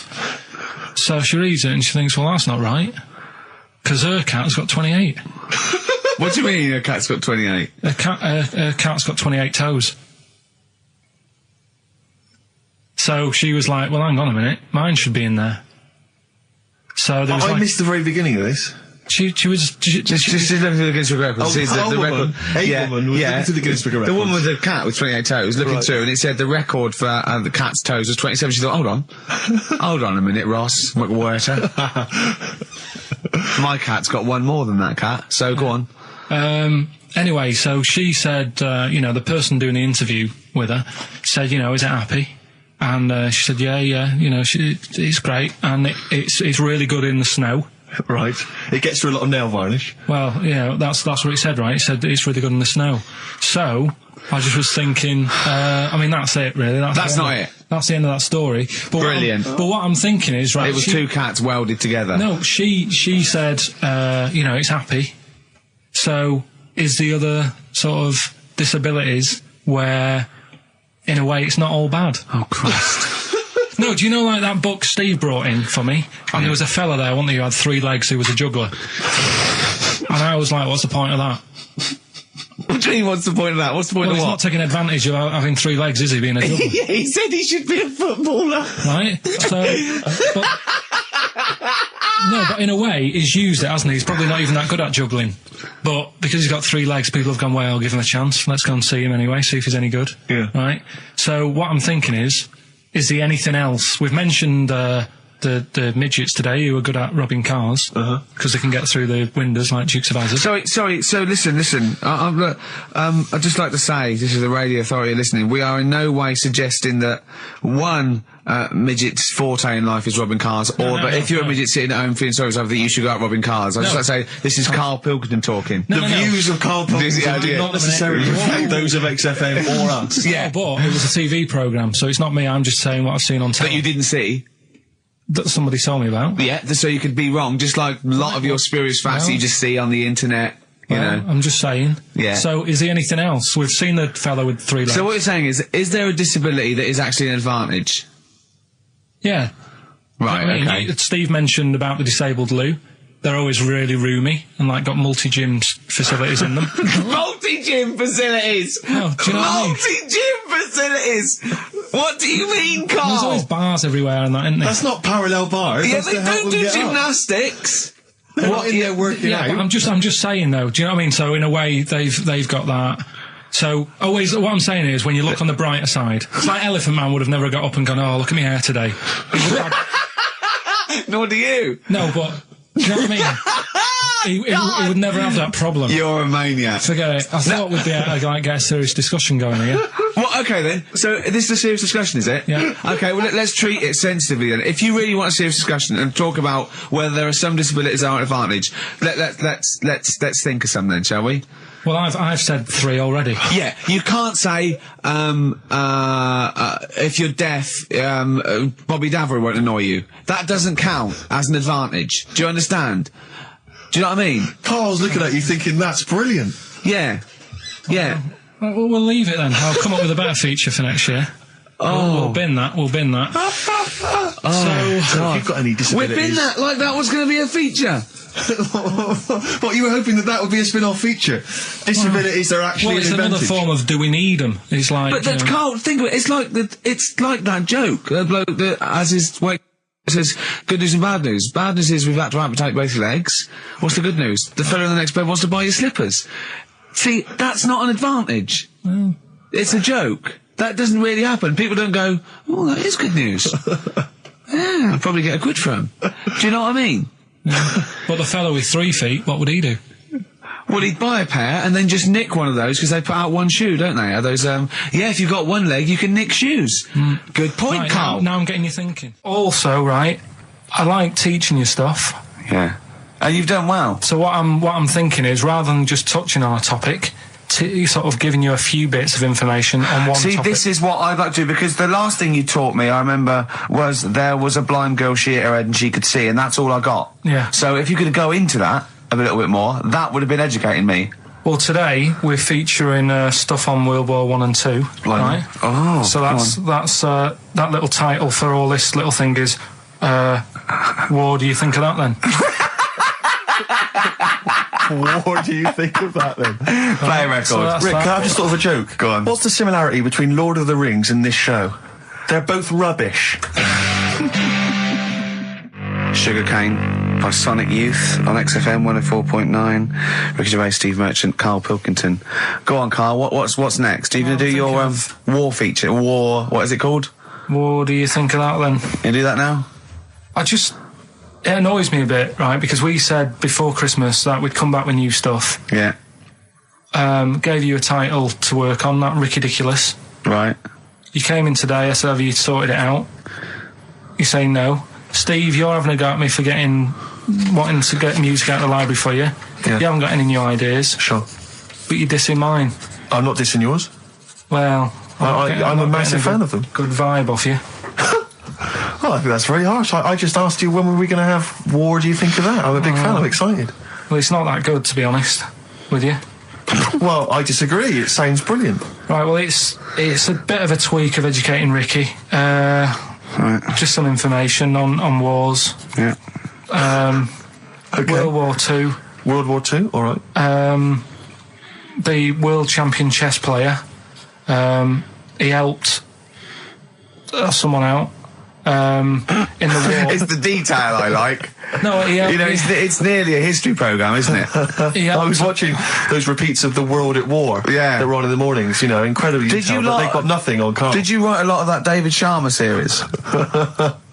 he was able to use his skills that he has to play chess, because apparently chess is all about probabilities of like where a piece will be put. Right. Mm. And they got him in, and they said, "Can you help us out?" He said, "Yeah." And he said, "Right, where should we like?" Hitler has just moved his queen. Yeah. So that's a fact. He sent in a bishop that ran diagonally through the troops, knocking them over. Sorry, wait a minute, Carl. So they got a chess Sorry, player. that's it. Well, yeah. It's just like, oh, what do you think of that? Again, that's not a story. But it angers me that he says that I'm down on the ideas when that's beginning to shape up as quite interesting. I thought you were going to tell me which battle or which event was you... World War Two. It's not a battle. But which bit of you World War Two? Like the middle bit. It's 6 years worth. Yeah, well, probably about a bit in. Guessing. Guessing. Well, all right, yeah, there is a bit of guesswork, but it doesn't matter. But that could have been an interesting thing if you told me it had an impact on the when Normandy you look landings. at these things, do you go, bloke wants out chess, oh, use that, and run away from the computer? No, or I run read out it. of the bookshop? I read the first line where I get enough information. I just think, What do you mean you read the first line where you get enough information? Imagine if you were someone's defence lawyer. Exactly. And he was like, he's on death row and went, I don't think he did it. Yeah. I read the first line, I didn't read the file He completely. He was in a hotel in Texas, right? Go on. It's enough. Oh, some other It's stuff. enough, He it's definitely enough, didn't kill it. it's enough. I that just seems thought to- they always take ages on deciding where to go. It's just like, but there's a better way. I don't know what you're saying now. I don't know what you're talking about. Well, I actually don't know what you're talking When about. people play chess, they take ages to make the move. So I'm just thinking, there's probably a quicker way Of what? than finding where a boat is, than getting a chess player in. I don't know what you mean now. Oh, Are you talking I'll about tell you what, battleships now? They should have got an expert battleships player in. Right? yeah. What, Carl? Right, what, forget that one. Or someone who's No, really good. I'm not being funny. But what is that? What are you telling me there? Someone who's really good at risk. You should have brought them in. Yeah, Cluedo. Right, Yeah. Another fact. On, That's enough then, is it? Well, they use expert Cluedo players, but the police use expert Cluedo you players. do. Yeah. If ever there's a murder in a country house, Do you think they use that old Chinese fella on the front of Mastermind? mastermind, yeah. Yeah, for logic problems. The Enigma code was broken by top Mastermind players. Exactly, yeah. Right, second And a guy fact. who's had a couple of rounds of Yahtzee and done very well. Second fact about the war. They for engineering, they use a lot of Jenga players. Absolutely. To Whenever do it. they want- Will the building collapse? Oh no, let's pull this. Let's see. If Yes, they it wanted will. to identify... What are you doing? If they wanted to identify spies, Yeah. bring me the champion of Guess Who. Was it a woman with glasses? No, right, Has sit he down. got a beard? Is it Bernard? Right, Carl, sorry, go on. Another war fact. So Go you're on. saying it's rubbish, but look, you love that. Yeah. Right? Yeah, Second you're one. absolutely right. The first bomb that was dropped on Berlin, Yeah. it didn't kill a person, but it killed an elephant. I think that's true. That is true. Right. Okay. And the last one. Is that all you know about that? See, that's interesting, isn't it? But that's enough. But no, it's not though. Because I mean, listen, most people want to go, oh, what was the elephant doing there? Did it land in a zoo? Was it a pet? Oh. Was it a lost elephant? Did they aim at the elephant? How did it kill it? Did Was it hit on the Hitler's head? favourite elephant? yeah. Was it Hitler's favourite elephant? Did it then have one ball? Yeah. I mean, these are the things, you know, why didn't he catch it with his trunk? Did it have an effect on German morale? Yeah. Yeah. Oh, that Yes. elephant is kaput! Oh, Jumbo! I don't want to fight anymore. Carl's getting a little bit stressed, aren't you? No, I just, you know, got to keep focused, got to keep the show good and that. Yeah. You know, and in the Yeah. new year, the idea was come up with some good snappy stuff. Yeah. And today, I just think it's been a mess with you, to be honest. I mean, this is the sort of thing I'd prefer to do after the show as the producer. Yeah. But You know what? I think it's a discipline problem. Is I'm it not sure Ricky's got any. because I just put sellotape on your head? well, that's a bit to do with it. But just, you know, let's just focus. Well, I on, didn't put it when there was any hair on your eyebrows. I put it across your forehead. Right. What do you think of that then? Yeah. We've got one more bit left. Brilliant. One more fact. The French, right, when they were at war, David Sharma, I just imagine him just introduced it. It's amazing. Which war was this? it was still the World War... One or two. World War Go II. on, it's 50-50. Go on. yeah. Right, World War II, what the French did, everyone needs a code. Everyone needs a code. Yep. A code when you're in the army. This is and a that. Disney song. Right? And, you know, to sort of give the go-ahead if you want to go into battle and stuff. Okay. Right? So, Everyone needs a code. but the weird thing Game is, show. right, the weird thing is, do you know what theirs was? Go on. Do you? Yeah, I know what it is. It's So what a was bit the weird. French code? For what? To sort of say, right, yeah, go on, But they had more than one. on this day. But I don't know what day it is. On All this right. day. Oh, it's like saying, what am I thinking of? What was the battle? What was the... Okay, so all right. What? Look at him, look. He's genuinely confused that I've asked this question. Right. It was... No. If you ask me a question, ask me the question correctly. What was the code for battle during what battle? World War II. No, that's not a battle. That's a war. Yeah, it was in a war, yeah. I don't know what to do. He confuses people. All right. Okay. What was it, Carl? What was the? Yeah. code? What was are the you French thinking code? of? Right. John's got a moustache. What are you talking My about? lungs are going to burst. That was a code that the French used. You know, like, I mean, I just think it's a bit daft, right? Because you could come up with that by mistake. yeah. Two French blokes talking in the trenches, and they see a major walk past, and they go, "Oh, look, John's got a moustache," and they all go and go, "No, I was just talking. What are you talking about?" Well, the way... I don't think that's a good code. I'm not... I you don't know, believe it is the code. No, it is, seriously. And what? And It's would just it, like would it what have we've been? talked Would it have about been it. said in French? Yeah. Okay. Yeah. But the weird- Guess in. Yeah. No, but... What? You see, I can't even be bothered. What are you saying, Carl? Because it's not a very good code. Do you know, like, we've talked in the past about, you know, things you don't see, and I said, an old man eating a Twix. Yeah. If they use that's safe. Because no one is ever going to see a man having an old man having a Twix. What do you mean? Well, use that as a code. Don't use a saying, John's got a moustache, that could crop up. And it's like the war's kicked off. How did that happen? Well, I said John had a moustache. Oh. Two French folks would never be saying John's got a moustache. Why would they? Because back then they were fashionable. He nearly makes sense, doesn't he? I assume it would have been Jean. Yeah. No, probably John. And how would this code have been? I mean, who would have announced I this just to read everyone? it. I read it like that, Steve. That's what was on the internet. This is a code that was used. John's got a Don't be moustache. angry with me. I know, but you're always asking questions. That's because I'm interested in history. Yeah. No, you're genuinely interesting bloke, Carl. We like to know. I'd like to film you secretly You know, like they do, like Nature Watch, when they put it in a, like a, you know what I mean, a Badgers sort of thing, right? Yeah. And they just watch it. I'd like to see what you do, pop around and go, I wish I could download the music in your head, because it'd be, and you see something weird, you go, and then you read that and you go, and you write it down, and that's what comes out. John's got a moustache. I'd like to see next Christmas. Imagine the French, right, for their battle cry, for their battle code to know it's going ahead, they're going over the top, is you never see an old bloke eating a Twix. Imagine that. Yeah, but all these things are things that I think in my head. Right? Keep them in there. Do you know, like before when I was talking about going out on, you know, Christmas Day, having a meal on the way back, seeing a homeless person. Yeah. And then I think, God, that wouldn't be good. I don't know, TV show. Right? You can think of things like that. When I saw the homeless fella, then I got talking to Suzanne about when I had to sleep in my car. What do you mean? Go on. Let's play a record and come back to any sleeping in the car. God, I can't wait. Play a song for the lovers. I was watching last night on cable TV 1987's amazing Sign of the Times Prince in concert film. It was dynamite. I thought to myself, how brilliant he is. It reminded me of the gig I went to see last year. He played this tune. It's from the album Parade. Okay, I don't want to discuss whether or not Prince is acceptable on XFM or whether he's a genius. He is a genius. That's the end. That's the end of the discussion. Play the tune. He's dynamite. It's a song for the ladies. I remember, I'm going to tell you, I was on the way here. You know, do you remember John? He's got a moustache now. I can't believe it. Lads, no! It's not on. It was... The battle's not on. Look at your face, Carl. The elephant did die. Yeah, no, I believe that. Yeah. Last week, we sort of changed educating Ricky a bit.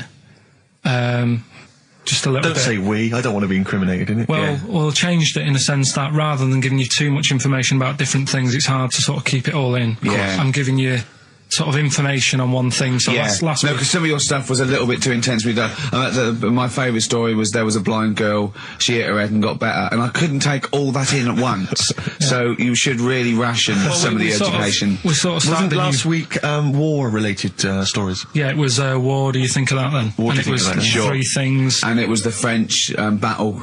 Going over the top was John's got a moustache, which you think was ambiguous because someone might have said that anyway. Well, look, you've remembered it, so it's working. So we'll be doing that, and last week loads of French people have just gone to war who were listening to this. Yeah. You said you wanted to learn some science this week. Did I? Yeah. so the title this week for that is I Said I Would Sort You Some Science Out.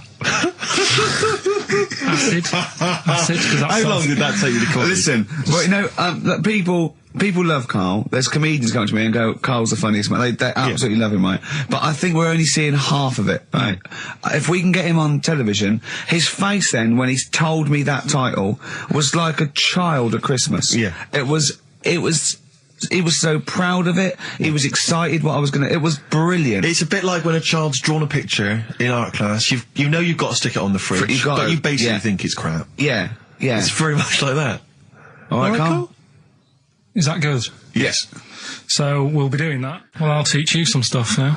Right? I've always been fascinated by the donkey fact, because it is an extraordinary fact that more people are killed apparently by donkeys. Yeah. Than they are by airplane crashes. Well, I suppose in countries where they're used and use a lot, that they go a bit mad and squash it. But my concern is that when you go on a plane, there's so many checks. I mean, it takes 40 minutes to go through all the checks: the air pressure, the cabin pressure, the fuel, checking the flights, the takeoff, all the rest of it.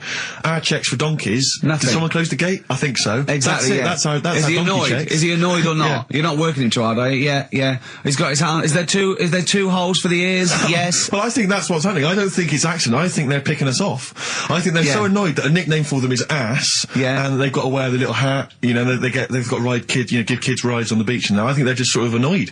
Yeah. Maybe they're sort of just picking us off one by one. Yeah. Teaching us a lesson. If we had the same stringent checks on donkeys as we do on international flights, maybe there'd be a little less death. Exactly. Wise words. Cheers. Wise, if slightly incoherent words. Go on, Carl. Got that right. I said I would sort you out with some science. Brilliant. I forgot the puns in mind, didn't I? I forgot the puns. Yeah. Go on. Right, so, you asked to sort of be taught some science and that last week after being taught about war, so did some research. And there's a few things I think we'll just cover cover one of them now. Go on. We've talked a lot about hairy kids. We have I discussed that a love lot. the fact that Simon Sharma has never started a programme like that. The Jacobites. We've talked a lot about hairy kids. Go on. It's a little bit, I mean, it's not your traditional science stuff, but it's still More left interesting, and it's a little bit, you know, it's still... Yeah, we talked about hairy kids. We have disproportionately, honestly. I think this show's talked about hairy kids more than any other radio show. Well, it's one that... Sorry, I noticed both of you there dropped the H, or the H, or however it's I pronounced. had to, 'cause So it- airy, airy obviously kids, means yeah. hairy. Yeah. Hairy children, not Yeah, sort of kids. airy, kind of light-headed or... Yeah. Well, there was the case of the one who lived in China. Yeah. And, Which was weird for two reasons, wasn't it? yeah. Well, go on. One was, like, he was covered in hair, That's already weird. and the doctor sort of checked him over and said, well, yeah, he is hairy, but he's quite healthy, apart from he had a little bit of eczema and a boil. That was the main bit of the story, wasn't it? Yeah. But this one, right, we have sort of talked about it, and you weren't having any of it at the time. What? This next bit of science I'm telling you about. Go on then. Right? Remember when I told you about a lad who was living at home with his mum and dad, right? Everything's, you know, normal life, go to school, that sort of thing. Yeah. Then, I think his mum and dad had an argument, and it kicked off a bit, and he thought, I'm sick of this. It's happening all the time now. They kept having arguments, so the kid ran off into the woods, Oh, Yeah. right? God. Now, he left, he went and ran in the woods, and he ended up living with some monkeys, Right. right? And he thought, this isn't a bad life, you know, there's no arguments going on. Sure. He was getting on with them. And the weird He loves thing bananas. is, this is where the science bit comes in. Sure. He grew a load of hair on his body. That's not true. It's not true. It is true. It's an acquired characteristic. I bet someone will back me up on this. But no, you can't. You can't grow hair like that. You might get a little bit more down here. They might, the erectile tissue might, you know, they won't fall out as much. That would, you know, but you don't actually grow a big mane if Well- you're cold and you're a human. Well, he did. He did. This lad did. I know it sounds a bit strange and that, but he was living with the monkeys, and because it was cold, his body reacted to it. Listen. He was no hairier than he would have been if he was walking around naked on a cold day, with or without living with monkeys. The fact that he was living with monkeys makes no difference. No, I know, but I'm trying to get, you know, picture it in your head what it's like. Although Mickey Dolenz was always pretty hairy. Right? So he was living with them, and he went into town or something one day Oh, yeah. to get some food, and the people there were like, hang on a minute, that isn't a monkey. Well, he went in naked. No, he was there covered in hair. Yeah, but naked, but covered in hair. So it was decent. It was. Yeah. But they that was the weird thing. They thought it was a monkey in the shop. And then they So went, presumably he had a big long beard as well, because he couldn't shave, could he? no, just covered. He looked like a monkey. And they were happy to serve the monkey, were they? There's a monkey, he's How buying did he a walk? newspaper and How some did he milk. walk? How did he walk, Carl? Did he walk upright or whistling along? The picture that I saw on the internet, he was on all fours, but I Course don't he know if was. that's when he was Course he running was. away after they'd sort of, you know, realised he was a kid. But this was a So he was picture. a kid as well. He wasn't even like an adult with the beard. No, he was a kid. Brilliant. Brilliant. And The the beard people kicked in a little bit So earlier. listen, so the Go on. people caught him. You're an idiot. The people caught him. Yeah. Shaved him. Right. Got it all off. Didn't grow back again. Right. It just. It You're an grew. idiot. Well, like I say, people will have heard this story or read about it. You're and an they'll- idiot. And they'll email in. They don't let me down. And they'll agree that you're an And idiot. no, they'll have seen the story. You're an idiot. So that's a little bit of science. You're an idiot. Libertines, Time for Heroes and XFM 104.9. Right, okay, so have you got anything that is science as opposed to nonsense? Well, Kid went off with some monkeys, grew hair, came back, shaved him, it didn't grow back. I mean, just think. Right, something else. there's a few things I found. Yeah. There's a fella Oh, God. who had hiccups for 69 years. That was a bit annoying. Yeah, yeah. There's a dog with the wig that we've discussed. Imagine if you just tuned in. Yeah. There's the dog with the wig that we've already discussed. Did we discuss that? Not really. Did I not tell you what he said? I did, didn't I? Yeah. Oh, yeah. What else have we got? Well, there's something here that you sort of know. Is this going out live? Yeah, this is happening, right? Right, go on. But remember when you talked about sponges? Yeah. if you get a red sponge and a blue sponge, You liquidise them, pour them back into a tank. After a few hours, they know which was which, and they reform as a red sponge and a blue sponge. yeah. Yeah, I thought that was weird when you told me. yeah, Looked it up, did a bit of research. Yeah. Thought that's sort of sciencey. yeah. You can do the same thing with a mouse's brain. Okay. Explain a bit more. No, you can't. If you get a dead mouse, Yeah. put its brain into a blender, blend it up, leave it standing for a bit. Making that up, aren't you? You're confusing this. You've watched Nigella Lawson make some sort of pudding. No, What do you mean? It won't work with the brain. Well, it does with I mean, not human brain. Don't be trying that. Although- But, no, a mouse one. A mouse one. And what happens? It sort of reforms, goes back together again. No, because apparently it's made up of the same stuff as. But it doesn't, does it? Because if it's dead, if it's a dead brain, the cells can't act anyway. The fact the sponge is that it doesn't kill the cells, it liquidises them, it doesn't kill the cells. Yeah. So it couldn't be a dead brain anyway. It would have to be a live brain taken out from a live mouse for the cells to be getting oxygen and working and being sensitive to each other. And that, I don't see how that could work like it does in sponges. I mean, do you know what I mean? You're not a scientist. I've just sort of read it and gone, oh, that's interesting. I'll tell Ricky and Steve about it. Yeah. You're You've not quizzing me queried as it. if I've come up with it. Someone else has done it and said Yeah. it works. Sure. So I'm not. Do you I'm not- think ghosts are behind it, or do you think there's a scientific explanation for it? No, it's just one of them weird things, isn't it? Yeah. So that's what you sort of science covered for this Yeah. week. Well, that was another barnstorming feature from Karl Pilkington. Is that it? Is that the two things you got Thanks this very week? much for that. Well, I mean, they're There's one- nothing behind them. Do you know what I mean by this? There's not like a weight of intellect behind these facts. Why It's don't you make that your science project for this week? Find a dead mouse somewhere, Carl, and a blender. And bring that in next week. We'll do it live on air. See what happens. Oh. Well, Do you feel sort of let down a little bit sometimes with our reactions? What are you expecting us to do? What are you expecting us to just like look at you, open-mouthed, staring at you in awe? just like go, oh God, yeah, where did you find that out? And like, Yeah, but you know, if we ask, you never tell us. We know where you found it out. You looked on the internet and a strange homemade website by a maniac somewhere, who puts on stupid things that he heard through Chinese whispers. That's where you get your information from. I doubt that anything you've ever come up with is verified. If it is, it's luck. but what do you expect me to do for you? Do you know what I mean? I'm just. You know, I'd like to know what the source of the information is. I'd like it to be, you know, a research study by the University of Columbia, rather than, you know, a guy who calls himself Mr. Pickles. On a website somewhere, www.lunatics.com. I mean, oh God. Some kind of evidence, do you know what I mean? I must warn you now, you know that Steven Spielberg thing's coming, Taken? Yeah? About alien abduction. When you watch it, just remember this, it's not a documentary. Okay? Alright. And All right. you remember E.T.? We were discussing that earlier. You know that's not fact. Flash or fact. Brilliant. Black Star Radiohead from the Bends on XFM 104.9. Rick John has emailed in. Yeah. It looks here like he's maybe trawled the web himself. I mean, I don't know if people just immediately leap onto the web every time Carl says something in his defence. I think our listeners are always on the web. Yeah. Anyway, he seems like he's reprinted here a news story, which seems to confirm Carl's monkey boy story. Yeah, what was the news Doctors story? baffled by boy 6 covered in ape-like hair. Doctors in Kazakhstan are baffled after finding a 6-year-old boy covered in ape-like hair. Yeah. The boy, called Ablay, was found in a remote mountain village close to the Chinese border. He's covered in thick hair from head to toe and has an oval-shaped skull.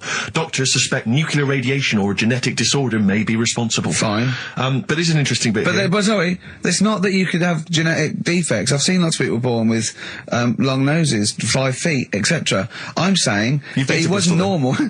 he wasn't normal, and then went to live with monkeys and grew the hair. Well, that's no, my true. point. But it says his mother and father are distant relatives. Such marriages are common in the Kazakhstan mountain hamlets. Now, the village elders were consulted as to what to do with him, right? Now, these are the village elders. These are the wise men of the village. These are people, presumably, that all year long are telling the village how to live, how to survive. Yeah, you're in charge because you've lived longest. Yeah, exactly. You presumably are solving any kind of moral conundrums, any sort of awkward things. Do you know what they suggested that they do with their hairy son? Go on. Send him to the circus. The Carl's nodding. Put him in the circus. That was what they suggested, and the mother actually wanted him to go to school. Instead, there's I don't know, school or circus, I don't know. We don't know what's better for him. Exactly. I'm not sure. We must consult the elders. What do you think, Carl? It's not a bad life, is it? What, the circus? Yeah. Well, you ran away from it. Yeah. Love it. But remember that thing that I saw about that fella who, I don't actually talk about it really, so Go on. Tell us now. You've hooked me. Come on. You can say it. It's okay. What, are you worried that it might be insulting to someone?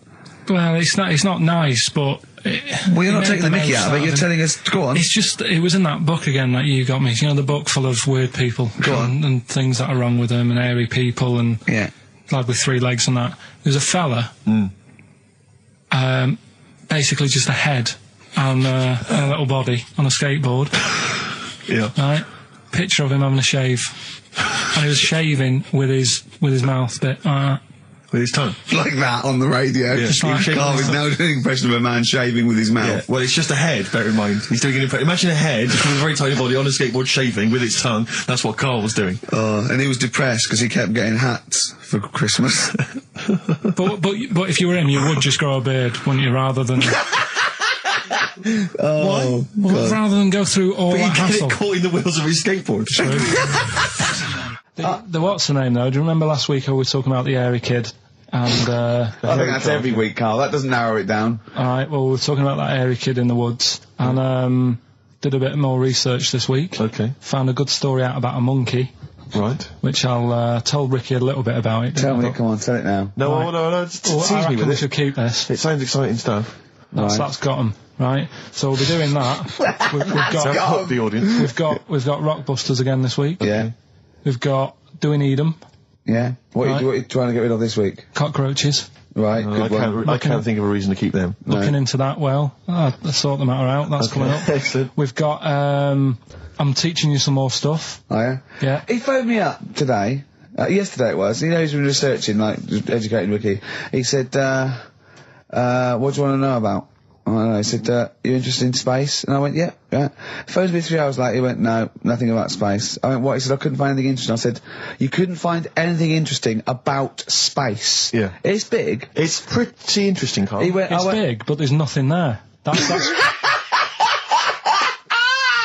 it's like the Millennium Dome. So what I'm looking at, right? But no, wait. He said, is there anything else you want to know about? I went, alright, I went, anthropology. He went, what's that? I went, study a man. I sent a man. He went, like what? I went, like, our roots from caveman through and all the, he went, and I said Australopithecus, Neanderthal. He went, well, you know all that then? I went, no. He went, right. He went, do you want to know how a lung works or something? How a lung works? And I said, well, tell me how a fridge works. He went, oh, I said, it's just the gas, isn't it? I went, brilliant. I went, tell me how a microwave works. He went, I know. I said, fella walking past in a laboratory with a bar of chocolate in his pocket, went past some sort of ray thing, it melted it, and he went, hold on. That's it.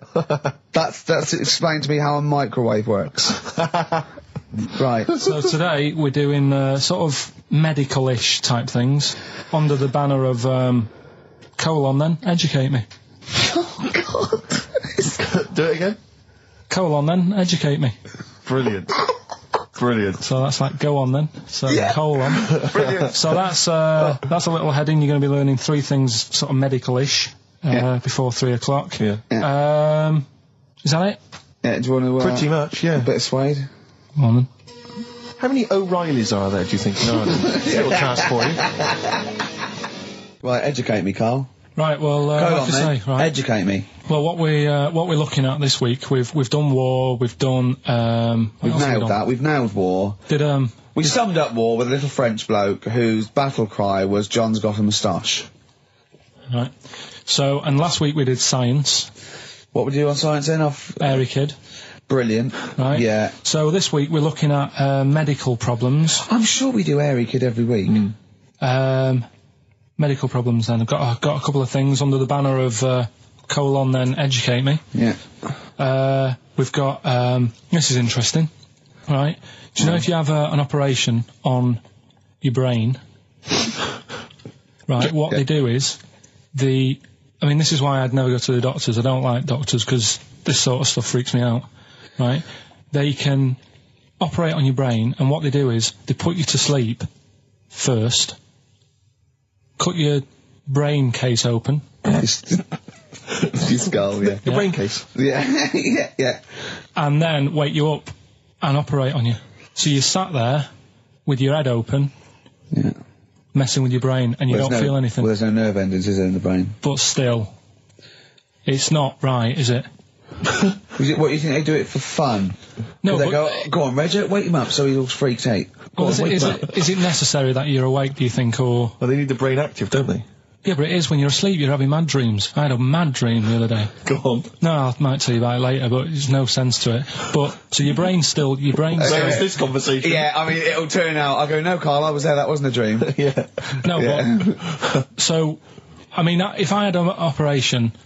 On your brain, heaven forbid. Well, operation anywhere, I'd like to sort of think, well, I'll have an injection, I'll go asleep, but when I wake up, it'll all be sorted. Yeah. The fact that... Your brain case is open. And they wake you up and you think, oh, is it all done? And they say, well, have a look in the mirror. And your brain... See, I don't think they do that. I don't think they try and frighten you when you're during an operation. Yeah, I don't think that you go about your business and they sort of follow you around, dabbling. Yeah. No, but it's almost like they are having a bit of a laugh with you. Right, well, I'd just like to say now that they don't. Anyone who's going in for an operation on their head, do not ever listen to anything Carl says. Why have you got to be awake? Because you'll be bored anyway, you'll be sat there. Well, they give you a telephone directory, look, and they say, look how many Macs are in there. That's the Scottish telephone directory. And, you know, time flies when you're counting that sort of thing. No, but do you know, like, when you... What are you telling me? What are you I'm just asking saying me? how weird it is. It's weird, isn't it? It's like, do you know when you go for a haircut, right? It's a bit embarrassing. Well, I don't anymore, but when you go for a haircut, it used to be... You go for a haircut? It used to be a bit embarrassing when, like, they'd wet your hair and they'd make you have that sort of Hitler cut because your hair's wet, and I used to hate it, and I think, do you have to do that? Do you know what I mean? You know it's what I mean? Similar. It's very similar to open skull surgery. What I'm saying is, it's almost like barbers like to do that to make you look daft and feel daft for a bit, and there's women coming in and out, and you're sat there with a daft haircut. Yeah. And this is what that reminds me of. Do you think they do it in a shop window, this brain operation? I'm just saying, it's a bit weird. Why are we doing it in John Lewis's? Just so more people I love the idea that that's what doctors are doing. Let's make this guy look a bit stupid. Yeah. Open his brain Look case. at the twatty look for this brain out of his head. Take a Polaroid, Reg. Take a Polaroid. Look at him. Look at his face. Right, clock his face when I give him the mirror. Get this on camera. Put this fake nose and glasses Sorry, did you teach me something then? Was that educational? I taught you that your brain case can be open with your awake, and you just sat there sort of letting them get on with it. Brilliant, I've learnt that. I'll never forget that. Right, go on. Anything else? You'll love... Let's play a song, because the next one is amazing. What, even more amazing than that? Yeah. Play a song? Yeah, bit of Bowie? No email still, by the way. No, I don't think it's working. It's not working today. Lady Stardust. We'll have to do a phone-in for Rockbusters. Off the Ziggy Stardust album. All right. Karl Pilkington is in the middle of educating me. Colon, then. Educate me. Right, so, I've learnt that you can, you know... fiddle around with your brain when awake. That's brilliant. I've never been a fan of doctors, though, so this was a good one for me to look up, because... Yeah. Did I tell you the time when the doctor said I was going to die? All right, keep talking. Right, ages ago, must have been about 15, right? And at lunchtime there was this... We used to have a choice of stuff to do at lunchtime, right? We used to have like a burger place that had an arcade machine in it, right? So we used to go there and play on that and have a burger. Or there was this baker's, right, that my mum worked at, and did great cakes and stuff, right? So she used to, like, bring some home and that, but she couldn't always bring them home every night because, you know, they'd cost money, and she used to get them for free. And they used to say they'd rather chuck them away than give them to the staff because there's a chance that the cream might be off. Right. Right, so they used to chuck them round the back. So I used to go round the back with my mate, and eat a load. Brilliant. Scavenger eating out of bins. No, it wasn't out of bins, they were still in trays, but they just stacked them up near the bins, right? So this got out, I mean, it used to be chocker. Once the school found out, everybody used to go there, and it'd be like, well, have a cake. Headmaster crawling through, fighting the kids off. Right, so I'd have, like, you just eat, I don't know, 6 jam donuts or something, and then you'd spend your dinner money on the arcade machine. Brilliant. Right? So it was a good afternoon, really, right? So you'd do that, and this one day I must have had 6 or 7 jam donuts, a few Congress tarts. What's a Congress tart? I love them, I can't get them in London, right? So I'd have some of them. If anyone can get a Congress tart for Karl in London, please let him know. So anyway, this day, that was just a normal day. Do you know what I mean? You'd once, twice a week, you'd have a load of cake. In your life, Yeah, So normal anyway- day in your life. Were the frog boys there with the webbed hands and the big heads? So- and the horse in the settee? Yeah. But the day after one of these days, I had really bad cramp in my belly. Right? I was like in agony, could hardly walk. So I said to my mum, You could hardly stagger to the free cakes. So, I was in absolute agony. I said, I don't like doctors, but you'll have to get a doctor in 'cause I don't know what it is, I can't walk. She gets the doctor round. I won't say his name, but he said, well, doesn't look like he's got long left. Blimey. So I was a bit like, hang on a minute, I've only had a few cream donuts. Yeah, My mum was panicking. sure. He went, my dad came in from work. She said, something's really bad with Karl, I think it's serious. The doctor said he ain't got long left. So he said, what? He said that and just left? So she said, yeah. He said, I'll have to call him then. So he called him up, said, what's all this about? Karl hasn't got long left, how long's he got? So he goes, I was only messing. He's just had some bad cream. Can you believe that? Well, the thing is, I like the fact your mum didn't ask any questions. I know. She didn't go into detail. Can you explain more, Doctor? No, I got a shoe off. No, but she doesn't. She doesn't like talking. I don't want to diss you or your family, but I imagine if I was there, I'd have known the doctor was joking. That's all I'm saying. I mean, I sound very arrogant there, but I imagine he went, what's he been doing? I had about 6 cream cones. Oh, right. Oh, wow. He hasn't got long to live then. I'll see you later. That's what I think the doctor did. Yeah. Just like the idea your mum just let him go. Yeah. Terrified, thinking, well, I'm not going to probe him. He's that's it then. Dad comes in. Hi, honey, I'm home. Anything happened? The doctor said Karl's going to die and then left. Did he? I'll call him. But anyway, that's why these sort of things fascinate me. So we'll move on to this next one, right, which is brilliant. Go on Dead then. short story. So, right, old woman, about 70 years old. Yeah. She's normally fit and healthy and stuff, nothing wrong with her, she's having a good life. And one day, she goes for a check to the doctors, just to check herself out, 'cause she's getting on a bit. Yeah. Says, take your clothes off and that. So she does, and checks her out, says, yeah, you're looking good, turn round. He said, oh, God. He said, you got a tumour on your buttock. Right? So she goes, oh, well, can you do anything to sort it out? So they go, yeah, we could book you in for an operation. It's best if we remove this. Books are in for an operation. Operation day comes, strip her down and that. They're all stood round, the doctors. Start to operate. It only turns out it's a pork chop that she sat on 5 years earlier and it had stuck to her buttock. Right, Karl. I can forward you... I'm not... Right, no, listen, serious. Right, okay, Karl, I'm telling you now, I'm leaving. I'm never doing this show again. No, I'm serious, honestly. You're talking... I've never had such... You are... Play a record. I couldn't believe it. What do you mean you can't believe it? Stop the record. Right, okay, right, what do you mean you couldn't believe it? No, when I read it, I said, I've got to tell Ricky This that. woman had a pork chop stuck to her arse for 5 years, you mental case. Of course she didn't. Doves, caught by the river.